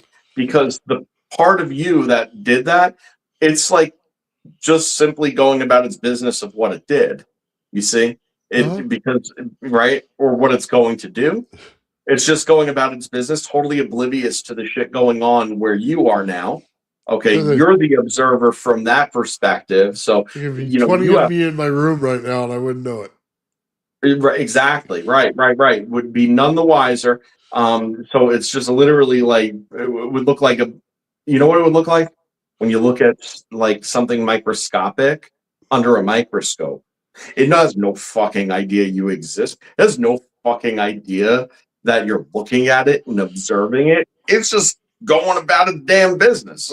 You know what I mean? And that's exactly it. And more interestingly, most of those smaller structures, right, they're like clear and you could like see into them and see exactly what they are and made of. By the way, when you're in fourth dimension, you see the inside and out of people or things. Okay. Oh, The that's inside and weird. out are the same. Okay. But it's a matter of perspective. Okay. You're incapable of conceiving what something like that may be in this moment.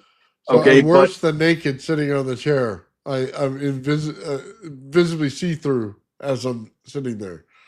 right. The Okay. same, right. Exactly. And the same way that, like, if you were to draw a square, right, on a piece of paper and that's two-dimensional, well, if you were a dot on the same paper as the square, all you would see is the edges of the square. You'd have no idea what's beyond the lines of the square. You'd never be able to see over that wall what's inside, right? But as a three-dimensional, you would think it's just solid through and through. But as a three-dimensional person looking at that situation, we clearly see that it's a dot, and then there's like a line, and then just in the inside is whatever's inside, nothing or something or whatever. Like we could see it all at the same exact time. It would be a very similar circumstance to that.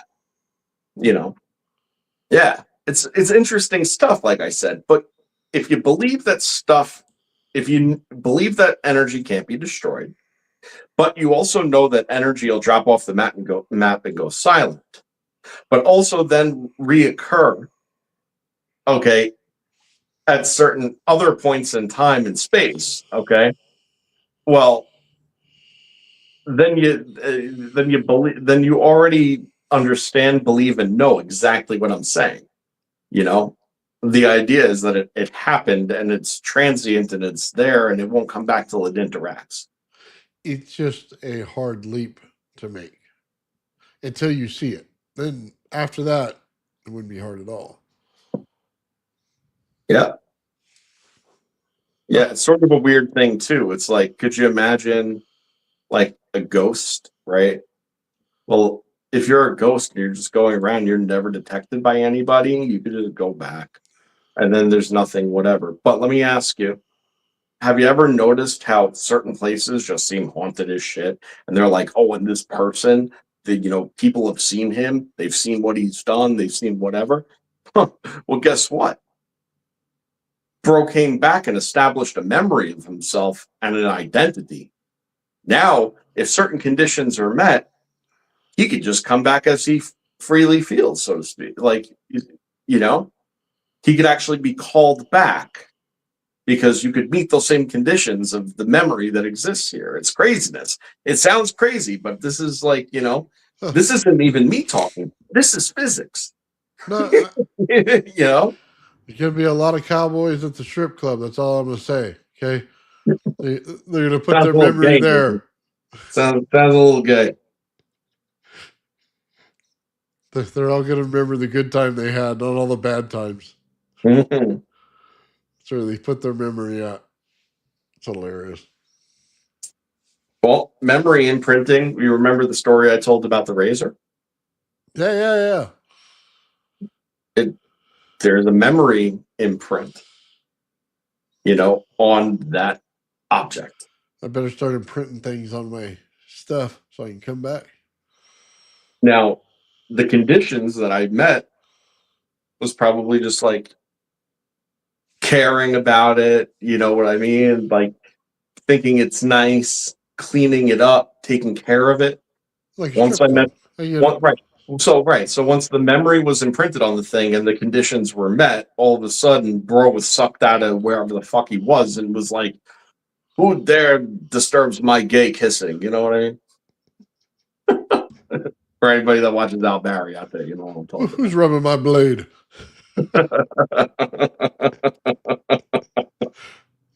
Oh, that's hilarious, Joe. Yeah, I think it's a pretty interesting conversation, man. I totally into it. It's hard to make the leap, but I think you and Aether are probably on the same level with that one. You guys keep getting me with it. It's like whatever, however strange reality actually seems, it's way weirder. And I bet it is. and you know, this is how scientists like have been pigeonholed, unfortunately, and I hate to say it, but it's true. But science not only predicts, but confirms everything that I just said, except as applied. All right. Someone along the line decided that you can apply it to whatever you want, but if you start applying it to stuff that seems either spectacular or magical or religious or whatever, well, now you're out of your lane, you know, and you know, somebody along the way decided that it's probably the Vatican. You know, to be real, probably the Vatican. But oh man, yeah, right here. Value also does not mean money. Also for charity. Well, that's what Jesus believed, right? He'd rather have your companionship and friendship throughout his journey than he would any piece of gold or anything you had on you. So, absolutely right. At least that's the way I see it. So, all right, Joe, it's been like 3.5 hours, bro. I need to get something to eat. It's a good one. Yeah, I know it was a really good show today, man. So right on. Yeah. All right, guys, I want to thank real quick Ulysses out there, man. Awesome, brother. 5 Old Men's Build membership. Love that, man. Thank you. I'll be over with Traveling Fools tonight, man, at 7 o'clock, or excuse me, 7:30 Pacific Standard Time. I think it's 9 o'clock on East Coast or something like that. Dude, last time I did the lab over there, Joe, dude, I sent you the video. It's hilarious, bro. Yeah. I was cutting melons and stuff in there, man, and I put I put little tassels on them, man. I went like this to him. Oh, dude, it was hilarious. If you didn't catch it last week, you should have. It was great. Yeah, I'll have to do a watch back. Yeah, because you know it went a little long, and I've been busy all week, so I'll have to catch up. Yeah, just watch the first part of it, dude. You'll laugh your butt off because I'm over there cracking jokes, dude, while I'm zapping myself. It was awesome. And then, guys, Mike on Faraday's channel in about 30 minutes will go live on Faraday Research. And I believe BurnEye will be over there, and Mike. I might pop over there depending if I can get something to eat fast enough before my other show. So, anyway. Right on. Also, don't forget to visit Old Man's Shopify, where you can buy Tesla Coils t-shirts, my artwork, and you could make Nathan and I, you know, rich as pig and shit, and we could just like, you know, roll around in it and literally be like, whoa, the fucking peasants who fueled our wealth and richness and whatever. I don't think that'll ever happen, Joe. I've been poor my whole life. It's going to continue to be that way. I don't know. Apparently, I said that's what we were doing, so I figured I might as well just keep up with that. No, whatever. Oh, that's so great. All right, guys. There's no offense, by the way, to High Sciences. He's a good guy. Yeah. Well, I thought he was. I didn't have any problem with what he says. So he brought it up, man. You guys got it out. I'm good. As long as you guys figured it out. Right on. All right, guys. Have a great night. Peace and love. Have a good weekend. The old man Bill. The old man Bill.